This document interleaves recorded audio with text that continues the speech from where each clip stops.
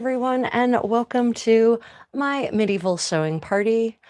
I am this morning going to be working once more on my 15th century Burgundian gown, the one that will go over top of everything that I'm about to put on. But of course, as always, we're going to start with the traditional getting dressed. So if you are new to my medieval community, then I am the creative Contessa. Some of you know me as Rachel, some of you call me Madonna Contessa, my lady Countess, etc. And my whole purpose in this endeavor is to bring the beauty of the past to life and allow us to explore some of the aspects of daily life that were beautiful and enjoyable and that maybe we could recreate in this world to make it a little more lovely. Yeah, so good morning, everyone. Thank you for joining us. Ayla, lovely to see you. Kevin, good morning. Jim, a pleasure. Good morning, Brandon. Maybe a different Brandon. We'll find out. Well, it can't be the same one. Yeah. Yeah, Susan, good to see you. Philip is not here. This is not medieval. This is not the medieval buzz. This is a medieval sewing party. Philip is not here this morning. He is enjoying a lovely day off with his wife, Yuki. And so he will not be joining us. Not the medieval buzz. This morning is a medieval sewing party. So no Philip. And I doubt he's watching because he's, here's the thing about us creators. When we are not actively creating content, we don't have a lot of time to watch other people's. And so, yeah, he is probably not currently tuning in, and that is fine. He deserves a day with no thoughts as to YouTube, Instagram, or TikTok. So we will start with the traditional getting dressed. I am dressing in a 15th century French or Franco-Flemish Burgundian fashion. I am already wearing my smock. This is the linen undergarment that is worn directly against the skin. And this is the layer that will be washed, that will be bleached in the sun, and will be restored to its pristine white. And this is the layer that protects the overgarments from our human skin. Because let's be frank, human skin is pretty gross. It puts out oils. Those oils entrap dirt from the air. Switch this over to that. And then eventually that's how you get ring around the collar, if any of you remember that term from the 20th century. Yeah. Yeah, fight to the death. Thank you for joining us. Yeah, so I just, someone did a live stream in here yesterday, someone, not me, and so things were moved and not put back necessarily where I expected them to be, but that's okay. Yeah, so if you have any questions about any of the layers of clothing that I'm putting on, please pop them in the live chat. If you have questions about medieval fashion, about daily life in the Middle Ages, about medieval history, I will answer them to the best of my ability. My more recent focus has been on the 15th century, but I have some knowledge, I have lots of knowledge about fashion from other centuries in the Middle Ages, and of course, fashion history in general, because I've always been fascinated by how people in the olden days dressed themselves. So I am now lacing up this layer. This is called the kirtle. And this one is made of wool. That was a very common fabric across all levels of society, but there were different grades of wool. So there were woolens that were homespun and relatively coarse and rough, dyed in perhaps not the most vivid colors because bright dyes require usually very saturated baths, but they would still have been dyed some color, even amongst the lower classes. At the upper end of the socioeconomic spectrum, there were woolens, there were wools that were so amazingly woven and so wonderfully finished that they were like silk. And I have a gown, the gown I'm working on right now is made out of just such a wool. It actually has a sheen. It is so luxurious and so lush. So just because a dress is made of wool doesn't mean it's of the lower classes. There were in the Middle Ages, there were grades of wool that were more expensive than silk, in fact. Modernly, that is called doeskin. And doeskin usually retails for $150 a meter or a yard. just to put it in perspective. It is not, it's dense, it's lush, it's relatively thin, it's actually relatively light, it isn't overly warm, and it flows like water. Yeah, so yeah, doeskin is really so gorgeous. Yep. Do you use a needle to spiral lace the dress, or is there a special tool for it? So, okay, so let's talk about this. This is a bodkin. It's called a bodkin. This is actually a Florentine, 15th century Florentine style bodkin. That's a great question. So it's kind of like a needle for lacing your dress. And this is a replica of an original from a portrait from, I think it's a Ghirlandaio portrait, or it's like from the workshop of Ghirlandaio. We found the portrait, and my brain is telling me it's not Ghirlandaio, but it's, in that same school. And at the very top of her gamora, you can see this attached to the lacing. And it's very clear that it is attached to it. However, what we have found in experimenting with these, because we made a bunch of them. So Ryan actually made this one. So we've made a bunch of these. And what we have found in the experimentation is that it actually wears through the lacing. So it did on this one. It actually wore right through it and it just ripped off. So I don't know, how that, I'm thinking about ways to counter that, because it's happening on all of them. Because what we did is I actually finger loop braided the lace right onto this, directly onto it. And it worked. It worked great. It was fine. That part was fine. But ultimately it actually pulled through this pretty thick silk cords. In this case, this is cotton cording, actually. Probably should be linen or silk, but either way, it tore through all of them. It ate all of them up. So, and this is smooth, so it's not a question, there's no burrs or anything here. So it's not a question of there being some kind of sharp points, because it's here, it's the loop part. And the loop part is just smooth and silky metal wire. So I'm thinking about ways to counteract that. Maybe waxing it waxing the thread, the yarns that are being used for making the lace will absolutely give it more resilience from that perspective. So I'm considering that, but it shouldn't actually, I don't have evidence of a bodkin that gets laced on like this, but that's what I have to do right now because I haven't gotten around to remaking it so that it is more permanently attached the way it should. So this is actually technically a Florentine option. In the rest of Europe, as far as I can tell, I haven't seen this style outside of Florence, to be really frank. Everywhere else, they actually put points on the ends of their laces. We do not have the equipment to make points here. I'm trying to convince Ryan to go out and get the equipment we need, but we don't have the equipment to make points here. It requires some specialty equipment, because the job of pointer, the name Pointer, are any of you out there, do any of you have the last name of Pointer? Right. So if your last name is Pointer, spelt a lot of different ways, it means that one of your ancestors was in fact a professional pointer.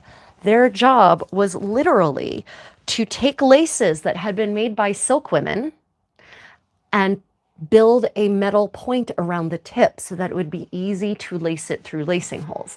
That was the job of a pointer, and it was a specialist profession. That's all they did. They didn't do anything else. They could work in a variety of metals. They could work in silver and gold, in latin, in other kinds of copper alloys, right? But that was all they did. And we actually have depictions of these pointers doing their job from a fantastic set of manuscripts from Nuremberg in the 15th and the 16th century. It was a retirement home called the Mendelssohn Stiftung, the Mendel Brother Foundation. And it was a retirement home, a charitable institution that was founded to be a retirement home for artisans who probably couldn't afford to have a comfortable retirement themselves. And as part of this foundation, to justify the donations that were being given by the wealthy merchants elite of Nuremberg to this foundation, they regularly published an album of the members of the community. And there's actually portraits of them. It depicts them doing the job that they did in life, right? Or that they did in life, in their working life. And it actually, there's a little sentence naming them and showing them doing their profession. And so this And and it's a manuscript, so it's beautifully illuminated. It's a seriously expensive piece of propaganda, of brochure. It's a seriously expensive brochure for this institution. So we actually have the names and faces of very middle class artisans who were not at the upper end of the socioeconomic spectrum from the 15th and the 16th century in Nuremberg. And it's a super rich resource because it shows these artisans wearing the artisan clothing they would have worn, doing their art.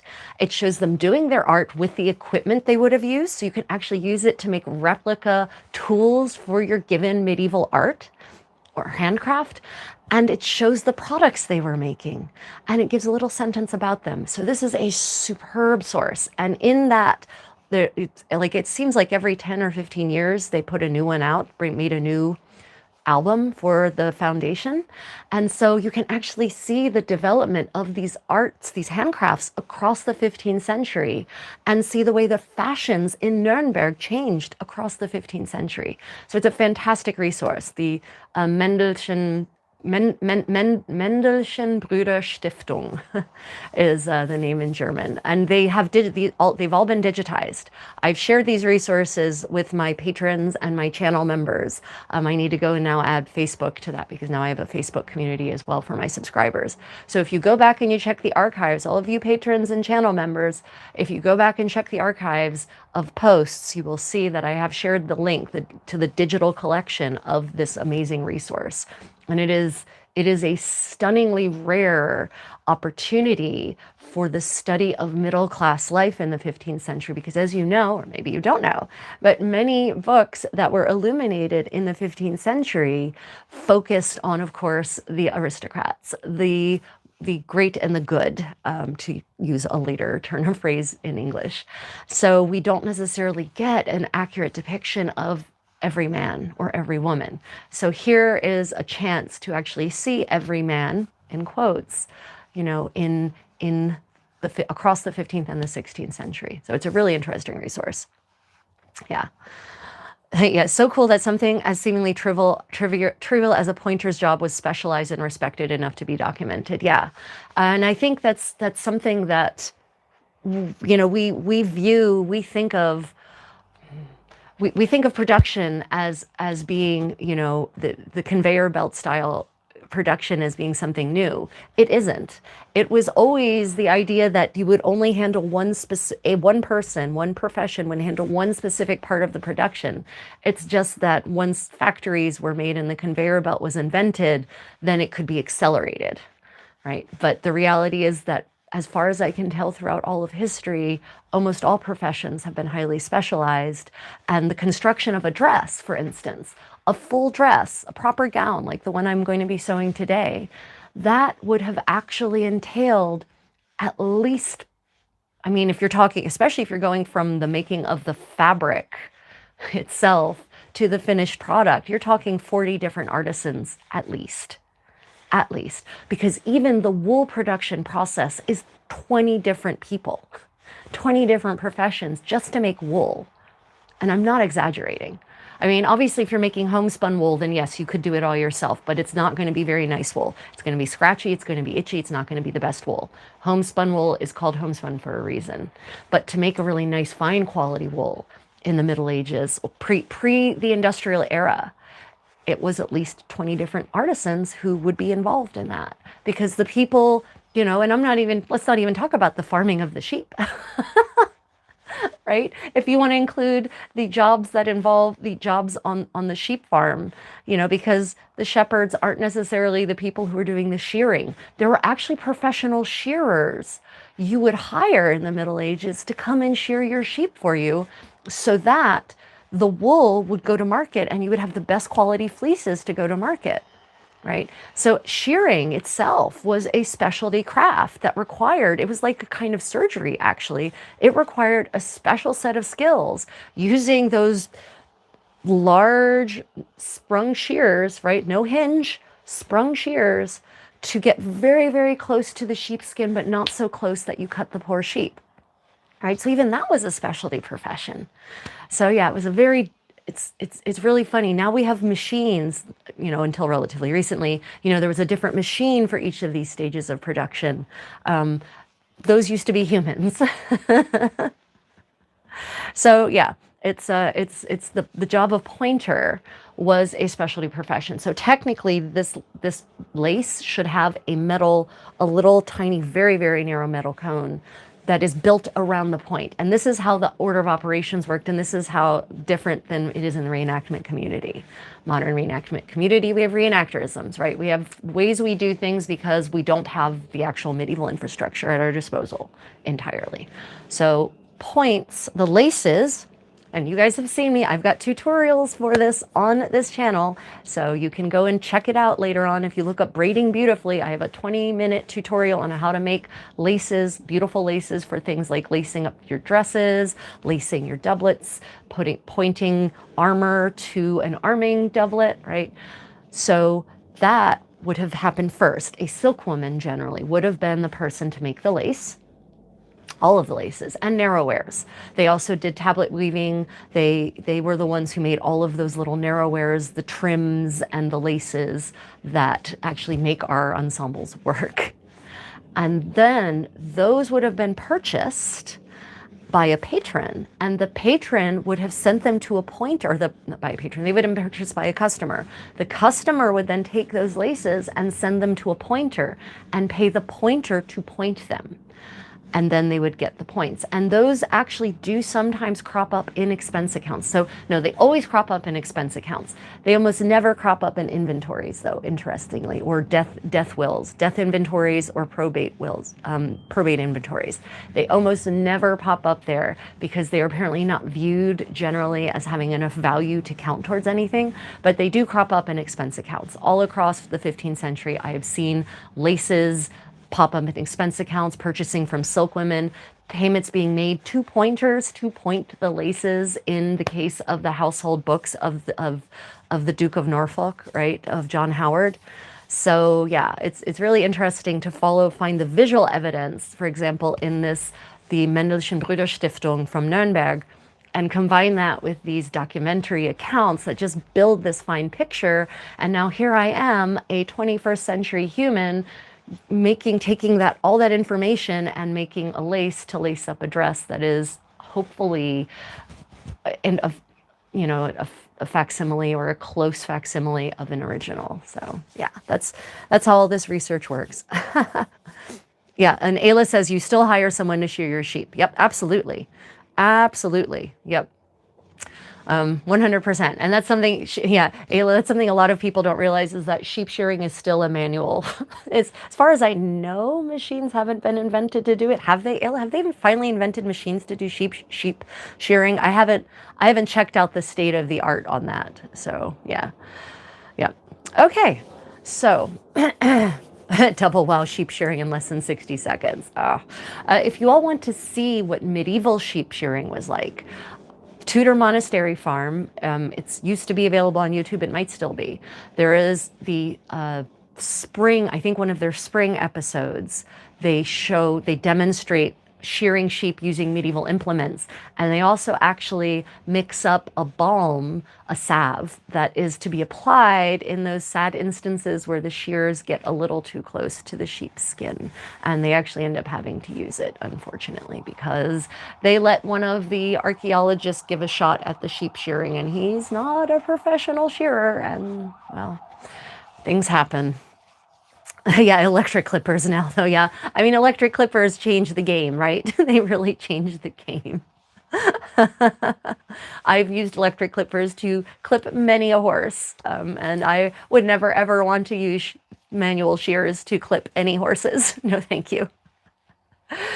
Yeah, so yeah, Edwardian Farm is absolutely super good as well. Okay, I'm going to continue getting dressed. So my hair is already in braids, but I wanted to, so I forgot that my hair was still in French braids these are my sleeping braids. These are my modern sleeping braids.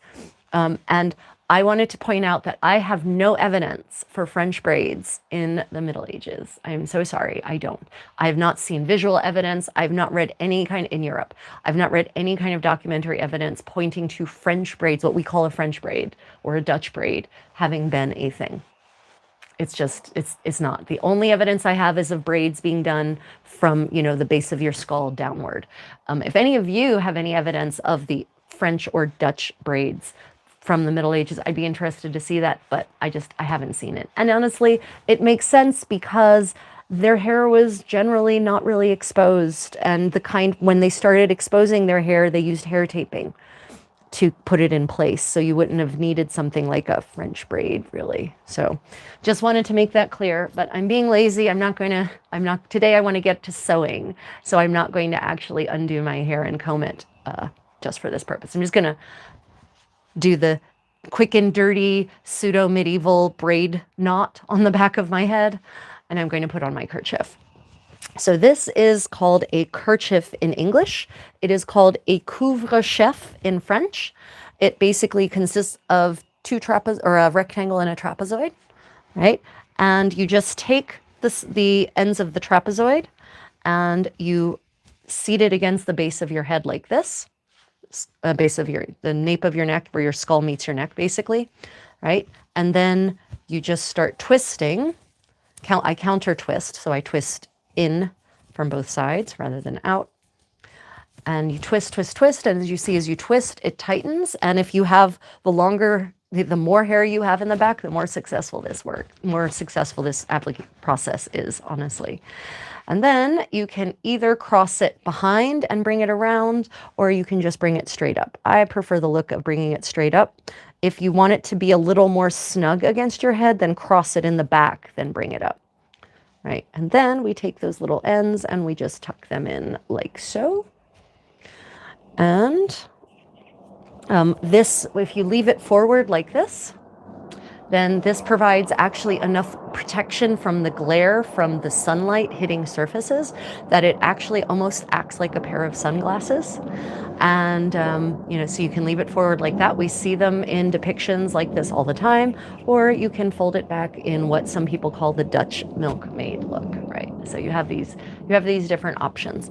And this style of kerchief, the earliest I've seen it, I think, is the 1450s.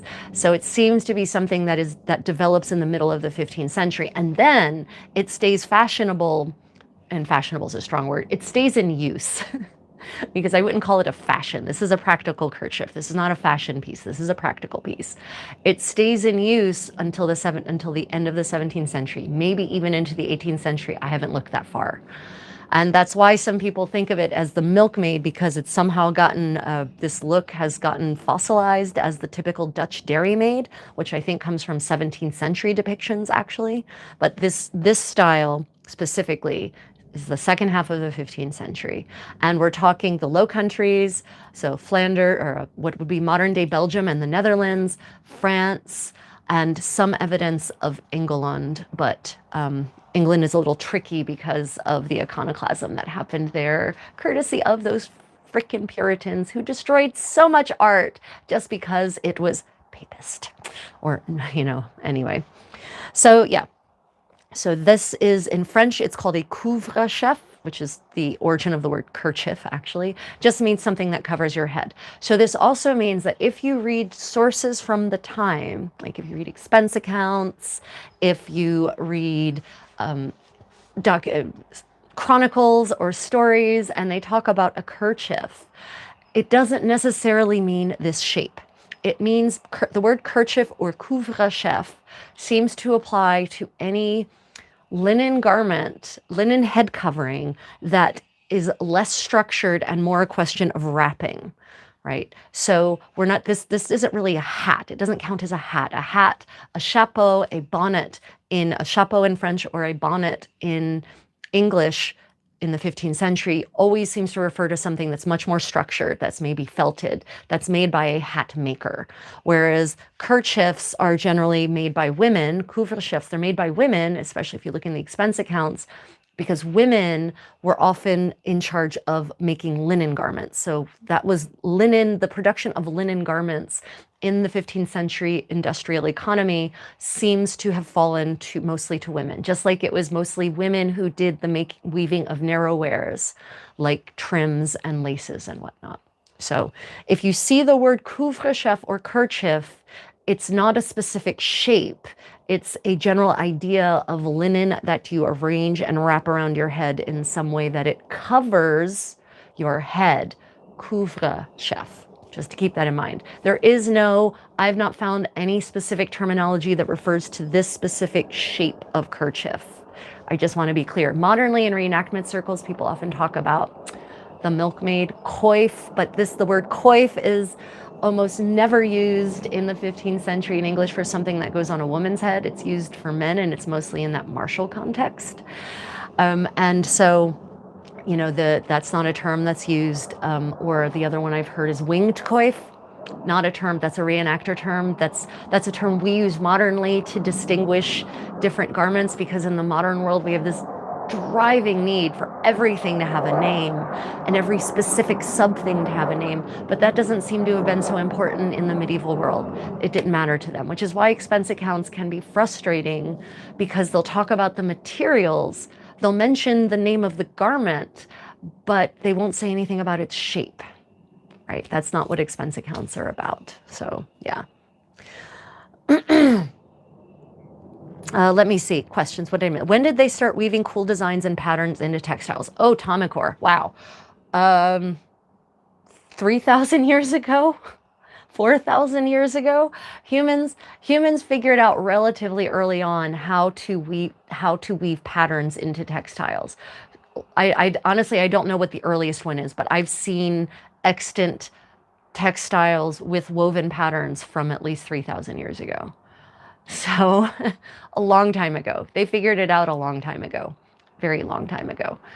So that's not a medieval invention at all. Korea there are extant textiles from Korea in the 3rd century that are gorgeously complex silk brocades. I mean, shockingly complex. You look at this and you would have thought it had rolled off of, you know, a factory floor with a machine having woven it. So that's a good question. Yeah, long time ago. Long time ago. Oh, bling. Yes, bling. Bling. Thank you all for reminding me about bling.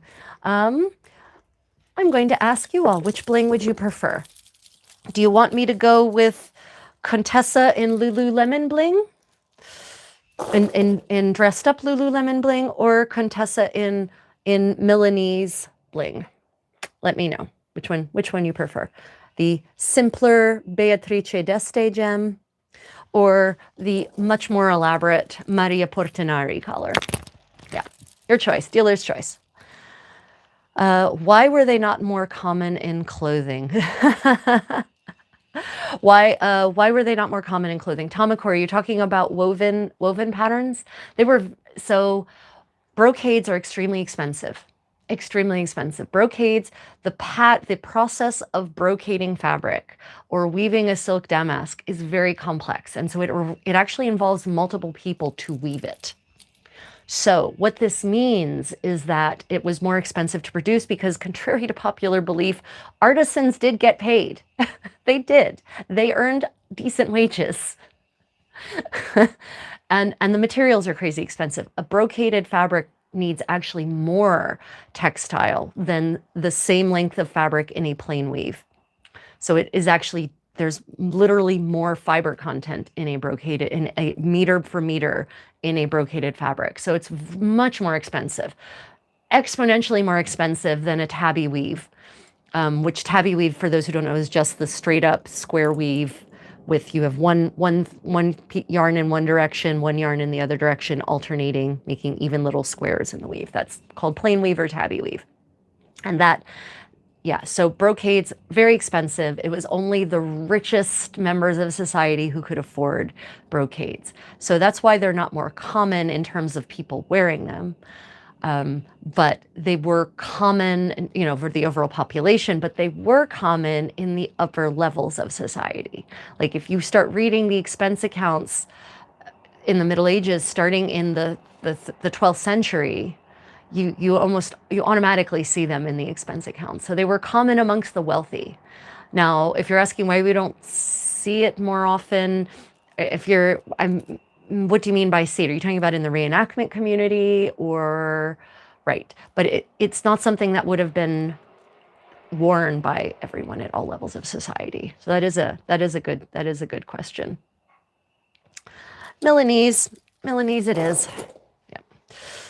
Although, to be frank, subtle and elegant is not the medieval. Guys, I've got to disabuse you of this. So subtle and elegant is a modern aesthetic. It is not a and a recent modern aesthetic. It is not a pre-20th century aesthetic. Pre-20th century, subtle, no one did subtle. No one. No one did subtle. No one wanted to do subtle. Not men, not women. It was all about the peacocking. So this would have been... So to be clear, the woman who wore this, she would have worn this in her hair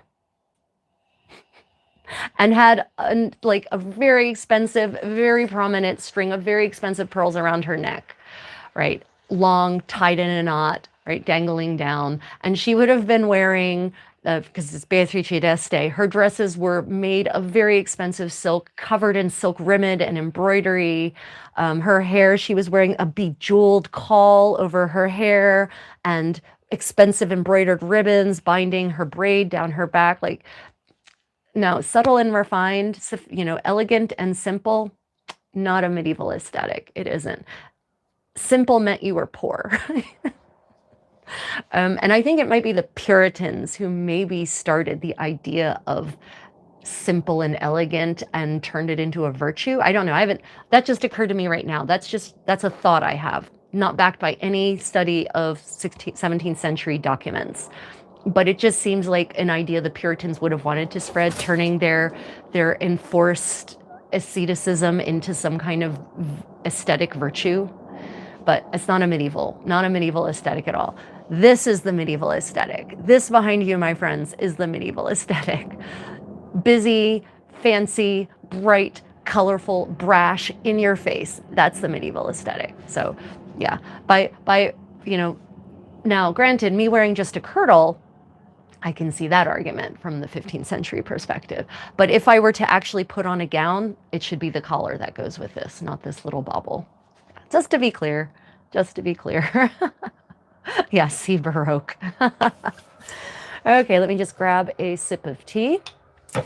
Right, so any questions about today's sewing ensemble? The gown on which I'm actually working is the layer that should go over top of this. So what you are seeing now, ladies and gentlemen, the smock and the kirtle, this is technically underwear by medieval standards. And I know that's going to break some of your minds because I'm wearing more fabric than most single garments, most outer garments in the modern world contain for certain. But hear me out. So if you were a peasant, so if you worked in the fields, if you were somehow involved in agricultural activities, then this is fine. You're dressed for work. This is working clothing as a woman. If you're an artisan, this is working clothing as a woman. That's fine. If you're doing any kind of really laborious activity that is especially going to involve getting dirty, then yeah, that's fine. But noble women are only ever depicted dressed this way if they're in their private chambers, usually writing correspondence, or if they're tied to a stake and being burned. Joan of Arc is actually depicted in one of the closer chronicles to her life, tied to a stake wearing a kirtle very much like this. Actually, a kirtle and a smock very much like this one. Or if they're depicted going adventuring in some kind of dream quest fantasy story from the Middle Ages. And so what that shows is that it probably was not normal and it wasn't acceptable for a lady of station to be out and about dressed like this. She probably would have been looked at with a jaundiced eye, or people would have been worried that she'd lost her mind. But I'm not out and about. I'm here in my private chambers, and I have invited you, my courtiers, my companions, my entourage, to join me for a lovely stitch and bitch in the 15th century, basically.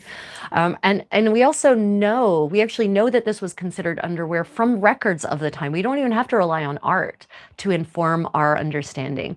We can actually, with documentation from the 15th century, criminal cases, lawsuits that were brought about women being abducted from their chambers, right? From their chambers. And the abduction accounts in the depositions, which are generally very objective, right? The language is very, very objective. And in those depositions, they often say things like, Margaret was abducted all naked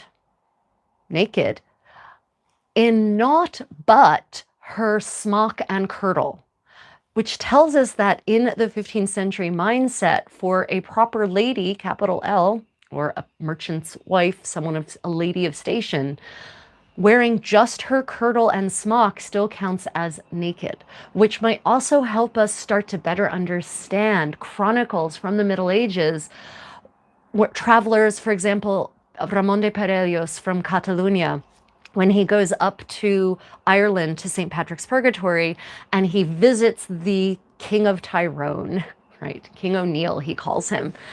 And he talks about the court of Tyrone and the way the king and the queen are dressed and the way their ladies and their henchmen are dressed. And he talks about them being all naked. And you think to yourself, oh, wow, isn't Ireland cold? And then, but after saying they're all naked, he goes on to describe all these garments that they are in fact wearing. So this just enhances our understanding that the word naked in a medieval mindset is not the same as the modern word naked. So we just need to remember that sort of thing when we are reading historical documents. And this is the problem with translations, right? A translator might not understand that nuance. And so they just take the word naked in Latin or Spanish or Old Irish or Middle Irish or French, and then just translate that one for one into modern English as naked, but then that needs a footnote. That translation would need a footnote because naked is not naked. Yeah, okay. Lecture on nudity off. Tea, aka soju. No, this is not soju. This is, I mean, if your tea is soju, good on you. I hope you enjoy it. But no, my tea is tea. It's jasmine tea. Yeah. Okay, so any questions? Let me see. So we have plenty of counterfeit aesthetic things today, and wearing such things isn't as stigmatized as it used to be. What was the general clothing counterfeit scene like back then? Oh, Adam, that's a fun question.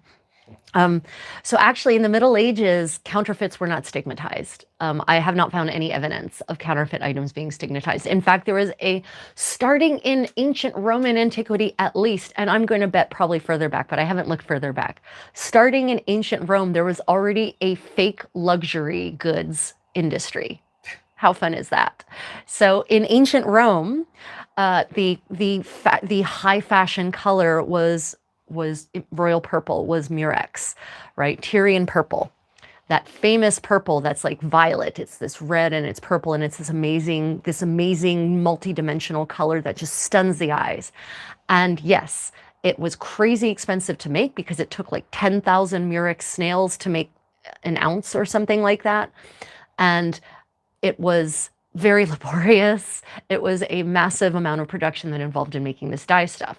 And eventually, I think it might have been Augustus Caesar who then basically made it so that it was only the royal family, the imperial family rather, that could wear it. But I might be misremembering that. But it was a Roman emperor who ultimately made it banned the use of murex purple for anyone but the imperial family. But people still wanted a nice purple, and they wanted to believe that they were wearing a rich purple. And so there was an entire industry that sprang up making fake Tyrian purple clothing. And in Israel, the Archaeological Society, they recently published a meta-study of about 180 textile fragments from the first century, first century BC to first century AD. And they analyzed, they all looked Tyrian purple. And then they analyzed the dye stuff and they found that only 8 of the fragments were actually contained the dye stuff from the murex. The other 171, and I might be misremembering those numbers slightly, but it's numbers in that ballpark. The other 171 pieces were madder and woad over dye to make a fake Tyrian purple. And so then they started looking at like records that have survived from the era, and they find reference to this. They find reference to people getting brought up on being sued, basically the Roman equivalent of that, for selling fake Tyrian purple fabric. So yeah, the The fake luxury goods industry, not new. So, Rome had its own Brada and Channel and and Gucci. Rhoda. Yeah. The mic's about to pop out. Okay. Let me see. Good question. Would lye produced by mixing wood ash with water cause damage to the teeth or soft tissues in the mouth? This was my first thought, followed by abrasion. Right. Okay, that's a good question. I Yeah, thought you might want to that's a good question. Okay. off to the gym. Okay, that is a great question. So I will get to that question because it is a good one. But talking about further fakes in the Middle Ages. So we also have plenty of evidence of fakes in the Middle Ages. In artisan manuals from the 12th century through to the 15th century, there are detailed recipes on how to make fake gems, how to make paste gems, on how to make paste pearls. And the paste pearls are interesting because you actually take fish scales and fish scales and or mica, and you grind them up and then you mix them with an adhesive mixture. And I don't remember what the adhesives were off the top of my head. And they actually talk about how to form them into pearls and how to stick a needle through it so that it dries around the needle so that there's a hole that's built into it, because apparently drilling it probably would have just shattered them. Right? So we actually have detailed medieval instructions on how to make paste gems and paste pearls. So yeah, fake industry, nothing new. Latin was an alloy, a metal alloy in the Middle Ages that it was a specific like copper and bronze and some other metals mixed in, usually lead. And then they would make an item like this metal setting out of Latin, and then they would gild it in very heavy layers of gold leaf, and they would try to sell it as fakes. Again, we have court records about people being sued, being brought up on charges of fraud, actually, for selling these items as solid gold. I was just reading some of these charges the other day. I think it's actually one of the texts I have selected for our next medieval story time is a criminal court case that's talking about fraudulent jewelry being pawned off as solid gold when it's not. So as long as humans have been humaning, as long as we have been trading items, as long as we've been selling items, we have been finding ways to scam our customers, apparently. Yeah, humans, we're the best. We're the best. Counterfeit relics, yep. Yeah. Counterfeit coins, I'm not so certain about. So counterfeiting was absolutely a massive concern in the Middle Ages across multiple polities in medieval Europe. And you know how we know this? Because in many places, if you got caught counterfeiting, you were put to death. Counterfeiting coins, currency specifically. So yes, counterfeiting was clearly an issue, and that's why the milled edges of coins were invented, so that at the very least, well, not counterfeiting, you couldn't shave the coins, shave little tiny slivers of metal off without it being noticed. But counterfeiting coins, counterfeiting currency was a very big concern. And I think I've got a text on that I've selected also, on someone being brought up on charges of counterfeiting and being put to death for it. So yeah, counterfeiting definitely happened, was a big concern, and it was punished very severely. Very severely. Yep. And actually we also have, speaking of animals, also fake stuff. So it's nature. Yeah, tea with Tash, 100%. We're especially, the more we study primates, the more we see ourselves reflected back. And it's not always a pretty picture. Reflection isn't always great. I think Ryan was telling me is it Angola where the monkeys are at war, or the primates are at war? I don't remember if it's apes or chimpanzees or monkeys or what, but there's somewhere in some tropical part of Africa, there's apparently an ongoing primate war, not humans, non-human primate war. So that's fun. It's great to know that we're still so connected to our more wild origins. Yeah, so let me see. Also, fake fur. Fake fur was a thing, but it was not pawned off as real fur. But we actually have instructions for how to make fake fur in the Middle Ages. So I haven't found evidence of it being pawned off as fake fur, just of it as it being a more economical option for those who maybe didn't have the actual funds for real fur, but still wanted to look the part. So yeah, humans buying cheaper fakes, pawning off fake items as the real McCoy. None of that's new. Apparently, we've been doing it for hundreds, thousands of years, in fact. Yeah. Yeah. Varafeldor in the Viking Age. Yep. Miss Scarlet, absolutely 100%. Yep. So yeah, if there are those of you out there doing medieval living history or historical costuming, historical clothing, and you don't want to use real fur, but you also don't want to use horrible petrochemical fur, which is terrible for the environment. No one should use that garbage either. There are actually instructions for how to make fake fur that is made from natural fibers, but still looks like fur. So, if you want to go that route, you absolutely can. Okay, let me take another sip of my tea, and then let me talk about the ashes. So I just published a video on medieval toothpaste, 2 videos actually. The first got almost no push. I don't know why. I published a second shorter one this morning, like for those of you who don't know, it's morning my time, about an hour ago. And that has a great question. So the question is, first off, for those who don't know, medieval people were very fond of cleanliness. They were very fond of smelling good. They were very fond of their teeth being intact. And so they took very careful care of their teeth in the way that they could. One of the ways in which everyone across all levels of society took care of their teeth is they scrubbed it with a paste. And that paste could be made from a variety of powders, that many of which would have been very good at mechanically polishing the stains away from your teeth and mechanically polishing away the plaque. And many of them contained ash, fire ash. Ash is basic, meaning it's alkali. So it would actually counteract the acid produced by the bacteria in your mouth when you eat. So it would have reduced the acidic environment, and it also has therefore antimicrobial properties and reduces the bacterial populations in your mouth. So not only would it have mechanically scrubbed away the stains and the plaque, it would have actually created a healthier environment, healthier oral hygiene in essence. The problem is though that these were abrasive, and if the powders weren't ground finely enough, then they would grind away your enamel eventually. But at least you would have fresh smelling breath. But one of the questions is that if you're mixing ash with water to make a paste, then that's going to create a kind of lye solution, which might cause caustic burns. And interestingly, I haven't seen references in the hygiene manuals from the Middle Ages that prescribe these pastes. I haven't actually seen any references to a burn cream, basically an anti-burning solution or application to counter that, which they usually do. These manuals from the Middle Ages that provide a wide array of creams for the hair and the skin and remedies for all sorts of physical and health complaints. If the solution or the treatment or the cosmetic is likely to burn you, then the next recipe will usually be a burn cream, believe it or not. Very practical.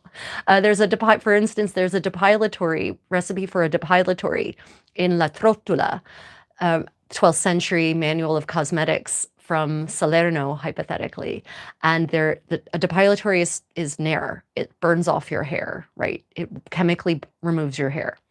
They've been doing this for hundreds and hundreds of years. Humans have, not just women, by the way.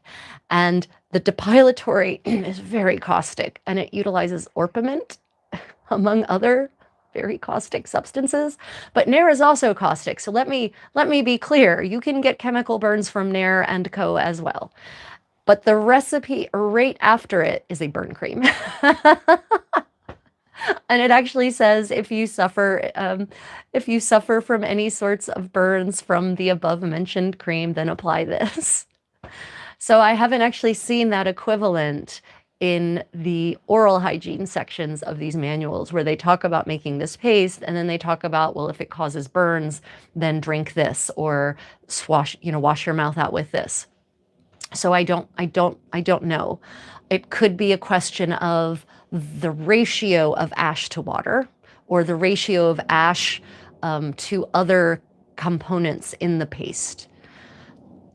And also it could be a question of the amount of time that it's in your mouth. You don't let it sit in your mouth for very long. The people who use these compounds every day generally had an idea how to use them, because manuals like the ones I'm discussing weren't aimed at people who didn't know. It's not like now where you buy a cookbook because you don't know how to cook. They were generally written for people who kind of already had an idea, but the authors were writing it either for self-glory, self-aggrandizement, or a wealthy patron commissioned it because they wanted their library to have a rich array of books on a variety of subjects. The collection of books, the composition of books wasn't really necessarily for the same reason that we do it now. And that's true in the pre-printing press era, right? Printing press changed everything, but we're talking pre-printing press. So those manuals, generally cooking cookbooks, also dance manuals, all of these manuals, almost none of them assume that you're a complete ignorant. This is not toothpaste for dummies. This is toothpaste for people who have already been using this toothpaste for a long time and basically making it every day and know how to use it. Now, I'm not certain why. No, wine is acidic. No, wine is acidic. Okay, so that's interesting. Right. So it just occurred to me, these toothpaste recipes that have ash in them, that are basic, right? They're alkaline. You use that, and the same manuals talk about using a mouthwash made of wine. Wine is acidic. So if you use that paste, the alkali-based paste, to scrub your teeth, and then you rinse it out with the acidic wine mouthwash, maybe that would counter the acidic properties of the paste. So the paste briefly does the thing it needs to do, reduces that acidic the acid in the population of the bacteria, scrubs your teeth, and then the wine mouthwash will then neutralize it, maybe. That I'm just theorizing as I'm speaking. I haven't looked into the science of this. It just occurred to me, though, that all of the mouthwash solutions, mouthwash recipes that I've seen from medieval sources, nearly all of them involve wine, which is acidic. So maybe that's why, because the toothpaste was alkali. All of them are alkali, pretty much. The toothpaste was alkali, and the wine, the relative low acidity of the wine would maybe counteract that. Yeah. Flossing. I actually haven't found a reference to flossing. As such, they had toothpicks. We know they had toothpicks. We have metal toothpicks, by the way. This is an object that has survived from the Middle Ages. The earliest one I've seen, I think, is 14th century, but there might be earlier examples. It's the toothpick ear scoop combo. And basically it's a little metal bar. It's cast, usually out of pewter, which would have involved lead back then, but let's not focus too much on that. And one end is a toothpick, and the other end is a little tiny spoon, an ear scoop. So the toothpick you would use to pick the food out of your teeth, and the ear scoop you would use to scoop the wax out of your ear. And this was an item that actually could be kept on a belt, or kept in your pouch. So it seems like people were so concerned with their hygiene that they made these objects that they could carry with them everywhere. And there are etiquette manuals from the era, many of them, almost all of them, when they talk about table manners from the 13th century to the 15th century, the ones that I've read, all of them at some point mention that you should not pick your teeth at dinner. Or at the table, right? You should not pick your teeth at the table, and you definitely shouldn't use your knife to clean your teeth.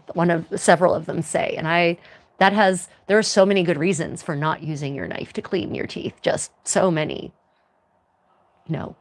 Any of you use a 4 to 6 inch sharp blade to clean your teeth? Inquiring minds want to know, who does that? That's fascinating and disgusting. I will say that the ear scoop, I have one. It's very effective, and it's way better than Q-tips. Q-tips are just as likely to shove the earwax into your ear. You know that, right? They were not designed for ear cleaning, contrary to popular belief. The ear scoop is actually very effective. It's actually very effective at getting wax out. Yep. Good morning, Haas. Thank you for joining us. I'm currently drinking jasmine tea, for those who are wondering. Jasmine tea is perfectly documentable to what would be the European Middle Ages, not the Middle Ages in Asia, actually, to Asia, but tea did not exist. Tea, meaning proper Camellia sinensis, actual tea leaves from the tea bush, did not exist in medieval Europe. Didn't get to Europe until the 17th century, in fact. So yeah, this is not an authentic beverage to be drinking in this ensemble. If I were in my historical handbook, then it would be an appropriate beverage, because this is actually a replica 14th century Goryeo Celadon cup. Isn't that beautiful? 14th century, so elegant, right? Those beautiful cranes sailing across the sky. There are a whole lot of these in the river that's just half a mile that way, and we see them on a daily basis. They're really beautiful, but they make the most terrible squawk. You can't imagine how unmelodious these birds are. Yeah. No cleaning my teeth with my knife for me. If has knife can make toothpick. Yeah, exactly. In a pinch, on a hunting trips, I have cleaned my teeth with a washcloth. And yes, so toothbrushes, as such, did not exist in the Middle Ages. They used almost all of the instructions for cleaning your teeth in the Middle Ages involve a linen cloth. They say, and they specify a clean linen cloth. So again, focusing on the importance of cleanliness and how medieval people wanted to be clean and how they didn't accept being dirty if they didn't have to be, just like modern people. Crazy. Humans haven't really changed that much. Amazing. That's sarcasm in case you're wondering. So they actually were supposed to take a clean linen cloth and probably put the paste on the cloth and then use that to scrub your teeth. And yeah, Jim, I've done that too. I've absolutely used cloths to clean my teeth in a pinch. So, you know, it's not as good. Obviously, a toothbrush is much more effective at getting down in between the crevices. But maybe with the alkali nature of the toothpaste and using the wine mouthwash, maybe that was an effective way to sort of make sure everything was taken care of. But the other thing we have to remember about medieval oral hygiene is that they weren't dealing with the refined carbohydrate and sugar craze, the epidemic of sugar and refined carbohydrate consumption that we have now. Sugar in medieval Europe was insanely expensive. It was a highly luxury item. Honey was a luxury item too, because it couldn't be mass produced. And you couldn't mass produce it in Brazil and put it on a ship and send it to your country like we do now in the US. So honey was a luxury item. Sugar was even more of a luxury item because it was grown in South Asia and then imported. And then eventually some very small sugar plantations were set up in Cyprus, but not big. So there just wasn't a lot of it. And so very few people ever got to eat food with refined sugar in it. Very few people ate food with honey in it, and certainly in not large quantities. And refined flour, that was something that only the upper crust, could eat. Most everyone, the majority of the population, the bread they were eating was whole grain, so it had a lot of bran in it. So that has a completely different impact on the flora of your mouth than refined wheat does. Refined flour becomes sugar in your mouth. Before you even finish chewing, it is often converted to sugars that start feeding the bacteria in your mouth and create acid that then eats the enamel of your teeth. Right? Majority of Europe was not eating refined flour bread. And potatoes weren't a thing yet. So the kinds of root vegetables they have very low glycemic index. Turnips, much lower glycemic index than potatoes. Carrots, not as sweet as they are now. So many of our foodstuffs have actually been our vegetables, and our fruits have been selectively bred to be much sweeter versions of their original selves. Even oranges were sour in the Middle Ages for the most part. There weren't many sweet oranges. Most cultivars of oranges that were available in medieval Europe were sour, which is why a lot of recipes will substitute lemon juice for orange juice or orange juice for lemon juice. They'll say, if you don't have lemon juice, then use orange juice, because the orange juice wasn't sweet. So that means that the kinds of foods that would have been destructive to teeth just weren't being consumed very much or at all by most people in medieval Europe. It's in the 16th century when it all goes to hell, because that's at that point, Portugal has set up its sugar plantations on the islands off the coast of Africa. And by the way, I want to make this clear. Portugal did not colonize those islands. There was no one on them. They were empty. They were uninhabited. There was no one on Madeira. There was no one in the Azores. Spain colonized a bunch of islands that had peoples, the Guanche, and that was horrific and awful and terrible. But that was Spain. That wasn't Portugal, and that wasn't the Portuguese islands that are now part of Portugal, kind of floating down there in the Atlantic, in the tropical zones of the Atlantic, right? But they set up sugar plantations there in the 15th century, and that's when it all starts to go to hell, because suddenly what they call it white gold starts flooding into Europe in larger quantities than ever, less expensive than ever. And by the end of the 16th century, sugar is being consumed by the middle class and up. It is no longer the kind of very restricted luxury item it once was. And the middling sort is starting to expand in the 16th century. So we now have cookbooks from the end of the 16th century that are aimed at middle class housewives, not the great aristocratic households, middle-class housewives. And they contain dozens of recipes for fruit preserves involving insane quantities of sugar. So that's when it all starts to go to hell.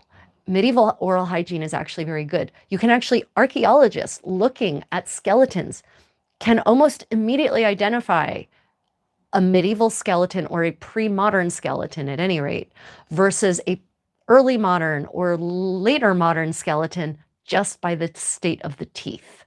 That's how stark the contrast is, right? Medieval teeth might get ground down from the dust from the stone mills that were used to grind the flour. And so their teeth might get ground down, but they weren't rotten. They didn't rot out of their heads like they started to do as of the 16th century, like Queen Elizabeth I, for instance.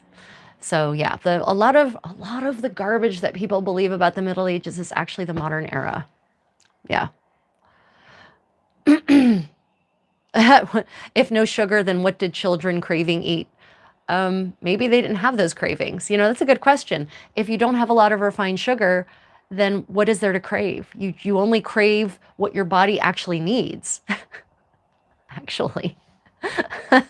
If you cut out the refined carbohydrates, and I know this because I've done this, if you cut out the heavily refined carbohydrates and you go back to eating whole foods, your body will actually start telling you what it actually needs, not what your brain thinks it needs for a quick dopamine or serotonin high. Yeah, I get, if I start craving yogurt or cheese, I know I need calcium probably. If I start craving fruit, I know I probably need vitamin C. But I actually don't get sugar cravings anymore now that I've cut out the refined sugar. Anyway, that's a different platform. Welcome to my medieval sewing party. I'm about to start sewing, finally. Once again, you all asked good questions and I had to answer them. If you're just joining, I'm the creative Contessa. Don't forget to double tap that screen if you've been enjoying this style of learning about history, and consider subscribing. Yeah, honey, crystals now. Honey was again a very expensive item. Honey was not something that was mass produced or mass consumed in medieval Europe or anywhere in the world, frankly, because it's just they didn't have the capability of mass production apiary.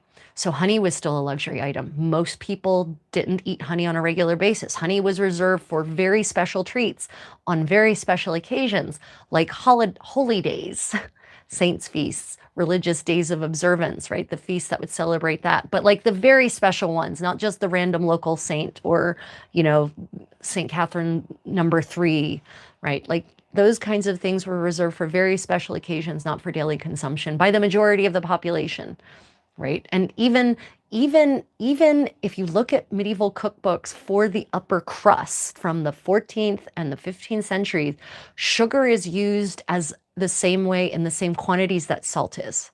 It's used like a seasoning, not like a main ingredient to bulk out the food. And honey almost never makes an appearance. It's very rarely mentioned in those cookbooks.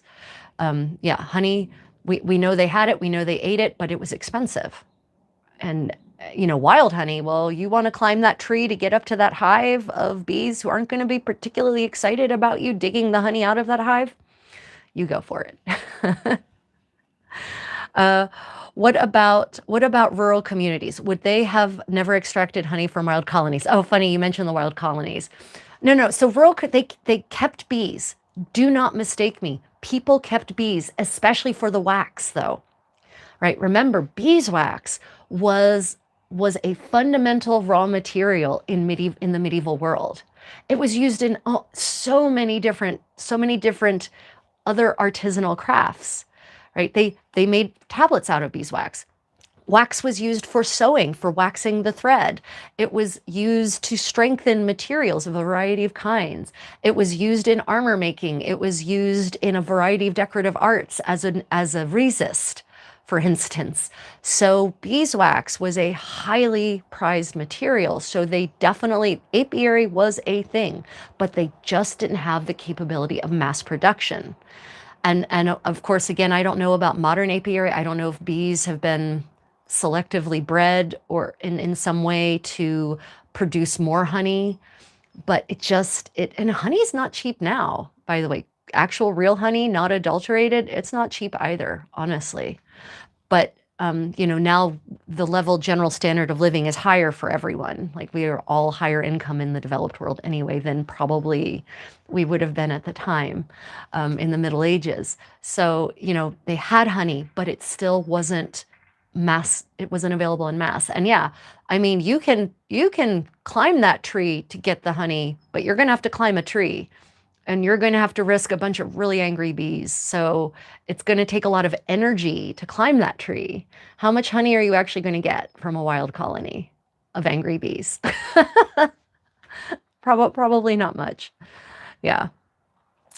Yeah, candles. So yeah, bee candles. And beeswax candles, by the way, were the luxury item. Only the wealthy could afford beeswax candles. And actually, I don't know if any of you seen the movie Amadeus, from like the early 80s, about Wolfgang Amadeus Mozart, right? Amadeus. There's actually, when they get married, this was one of the many fantastic historical details they included. When they get married, when he and his little lady get married, right? They go into the church, and right before them is another wedding ceremony. But they haven't paid to have the beeswax candles. So as they're walking down the aisle, priests are going around and blowing out the expensive beeswax candles because they haven't paid to use them in their ceremony. Yeah, beeswax candles were crazy expensive. Oh, yeah. What other kind of wax candles? Not wax candles. There were other kinds of lighting in the Middle Ages. So you had rush lights, which are basically the core of a reed, of a rush, that is stripped out, and it's basically like a sponge, and you soak that in tallow, which is rendered beef fat or rendered lamb fat, or lard, which is rendered pork fat. And it's this thin, it's like almost like a wick, just a wick that's soaked in this fat, and that's held by a rush light holder, and you light that, and it has a relatively dim light, and it smells not the greatest. So that's what most people could afford to use. There were also oil lamps. And again, you would use whatever was the cheapest oil and or fat that you had, which could include tallow or lard as well. So it's either oil lamps, which are actually burned quite brightly, but even still, oil is expensive, right? Like, these are all, we don't think about how expensive all of these sorts of raw materials would have been, but they were, because again, pre-industrial society, mass production, really not much of a thing in most areas. And so every little thing that you used every day cost money. And so you would consider, do I really want to light the super expensive beeswax candles that I save only for special occasions? Or do I want to just use the rush light or the oil lamp? Or do I need no light at all because I know my home inside and out and I don't need a light to get around? Wait, recent medieval story time, we read the case of the mistaken identity in the dark. The case of those two scoundrels from Florence coming and trying to hook up, well, one of them trying to hook up with the innkeeper's daughter, Nicoletta. And we read about how the innkeeper's wife gets up in the night because the cat had thrown down somewhat, and she went to go check what the ruckus was. And she says, she actually says to herself, I won't light the candles. I don't need them. And the storyteller Boccaccio makes a point of actually spelling that out, because that was such an important part of decision making for the commoners in the Middle Ages, for the non-elite, for those who weren't wealthy, that you're not going to waste money on a candle or an oil lamp or a rushlight even in the middle of the night, because you don't need it, because you know your home inside and out, which is what leads to, also he focuses on that because that's what leads to the confused identities and people getting it on with other people who maybe they wouldn't have otherwise. But yeah, so beeswax candles were only used by the wealthy members of society, or for very special occasions by those on the lower end of the spectrum. And we have electric bills. They had oil and beeswax bills, candle bills, you know.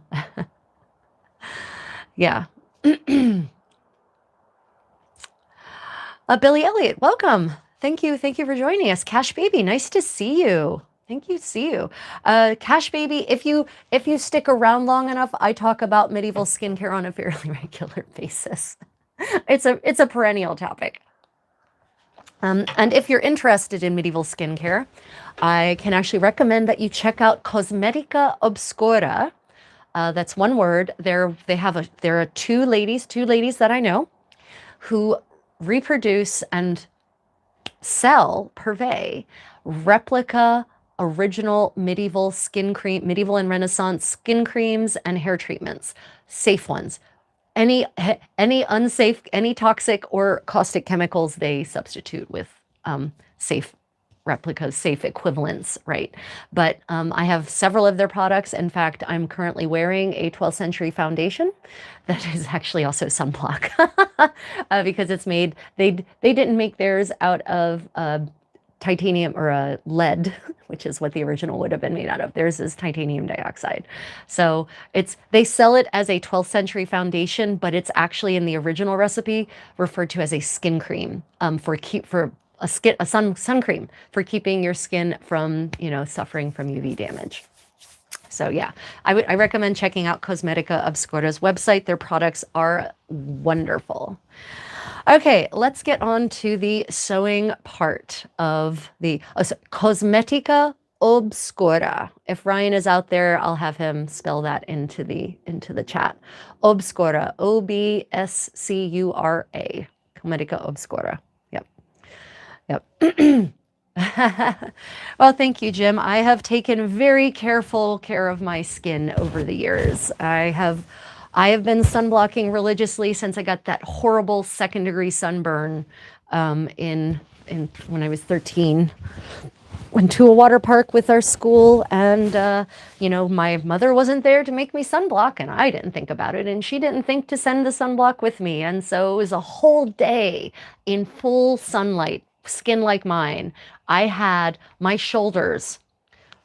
whole shoulders were pus-filled blisters for weeks, just the whole thing. So painful. It was terrible. It was really bad. So ever since then, I've been taking a very, very, very, very careful care of my skin. So I'm just now trying on the gown on which I'm finally going to start sewing, and I'll talk while I sew. But so here it doesn't have sleeves yet. Some of you have already seen this.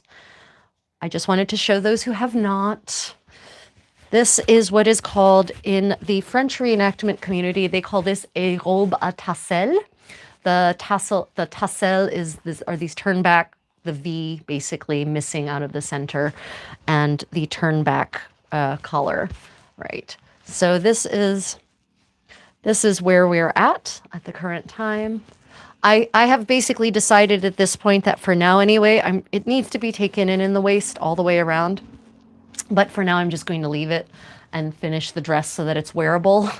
And I can always adjust the waist later on, no problem. We have extant garments that have survived from the Middle Ages, not many, but from the 14th and 15th century, women's garments that have survived that show lots of evidence of post factum alteration. Basically, after they were made, they were altered heavily in some cases. So this is an absolutely authentic approach to dressmaking in the Middle Ages. So this is where we're at so far. I'm still finishing the collar in the back. So basically that's what we'll be working on today. I'll be finishing the stab stitches to sew this down. And then we will attach the sleeves, which of course fell on the cat fur covered ground because why wouldn't they? Right, so here is the sleeve. I'll just slip this on so you can get an idea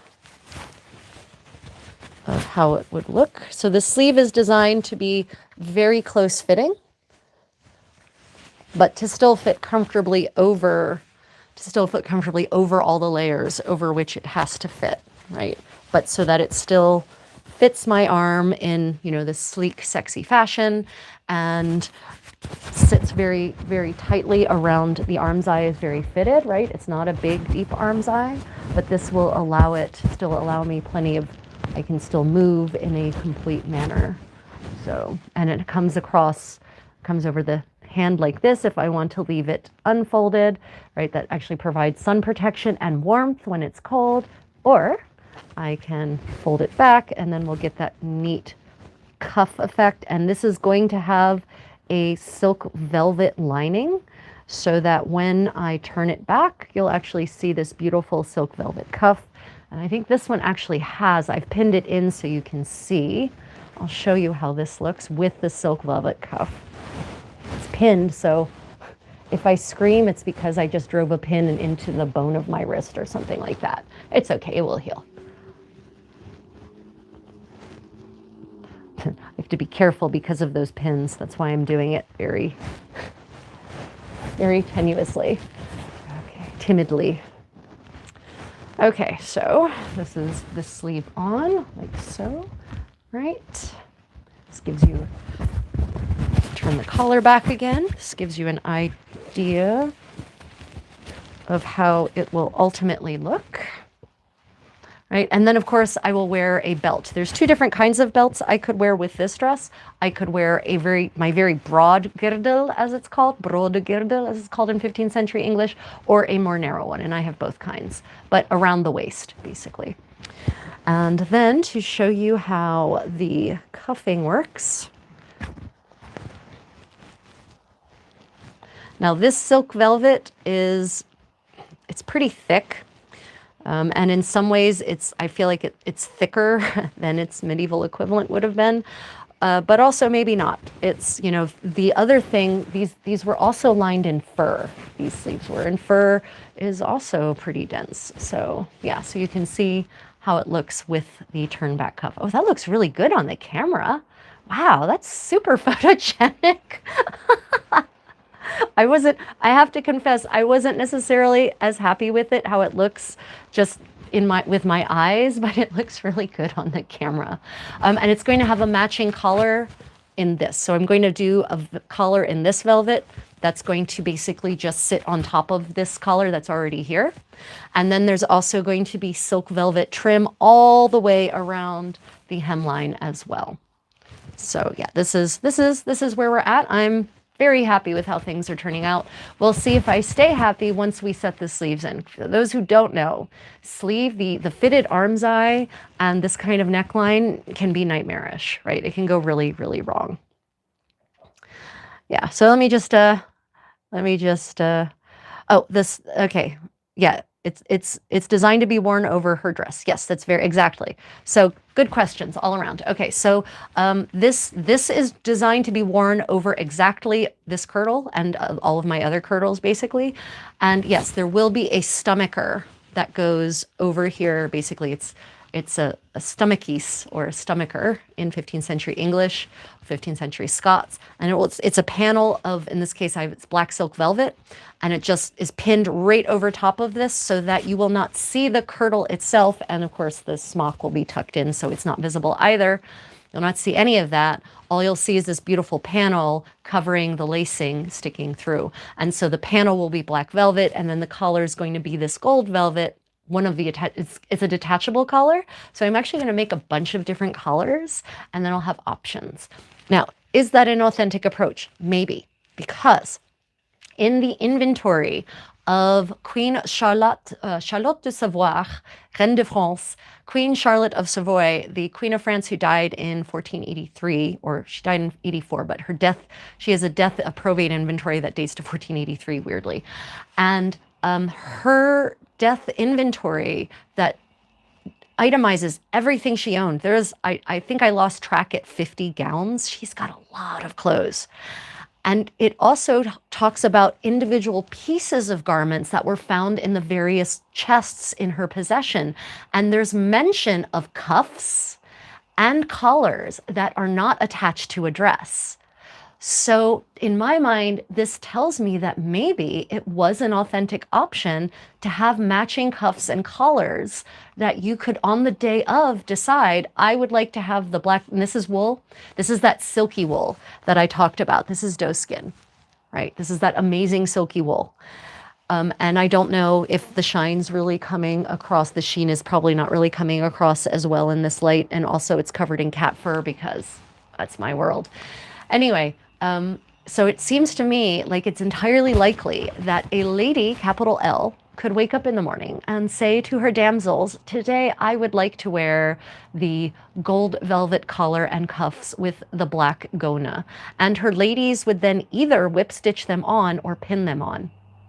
People underestimate, modern people especially, because we're so used to everything being zippers and zippers and snaps. But we underestimate the use of pins in daily attire in the pre-modern world, not just medieval, going up until and including the 19th century. Most ensembles were held together not by laces, not by hooks and eyes, but by pins, so that everything could be adjusted in the moment to the wearer's body and to how their body was in that moment. So everyone always asks me, well, doesn't that mean that people were getting stabbed all the time? No, I've never been stabbed by the pins holding various of my layers together. Like right now, there are pins holding this on. This is not sewn on. It is pinned on. And by carefully pulling it on over my hand, I was able to not stab myself with a pin. Right? But it could well be that to get dressed, actually, the guna, the gown, the robe would be put on first, and then the cuffs would be inserted and pinned on, and then the collar would be applied and pinned on, so that, it's all done exactly in the moment, exactly as it would be while you're wearing it. That's a theory I have.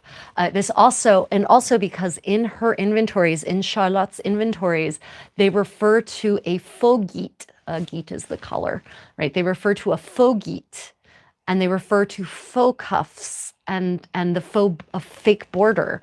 And so I think the faux might actually refer to one that isn't integral to the garment, but that is something that you attach. It's a theory I have. And a lot of us in the French reenactment community have discussed the difference between the fake collar and the fake cuffs and the fake trim versus the not fake. And that's one of the theories. Okay, questions. The sheen is visible. Excellent. Excellent. Fantastic.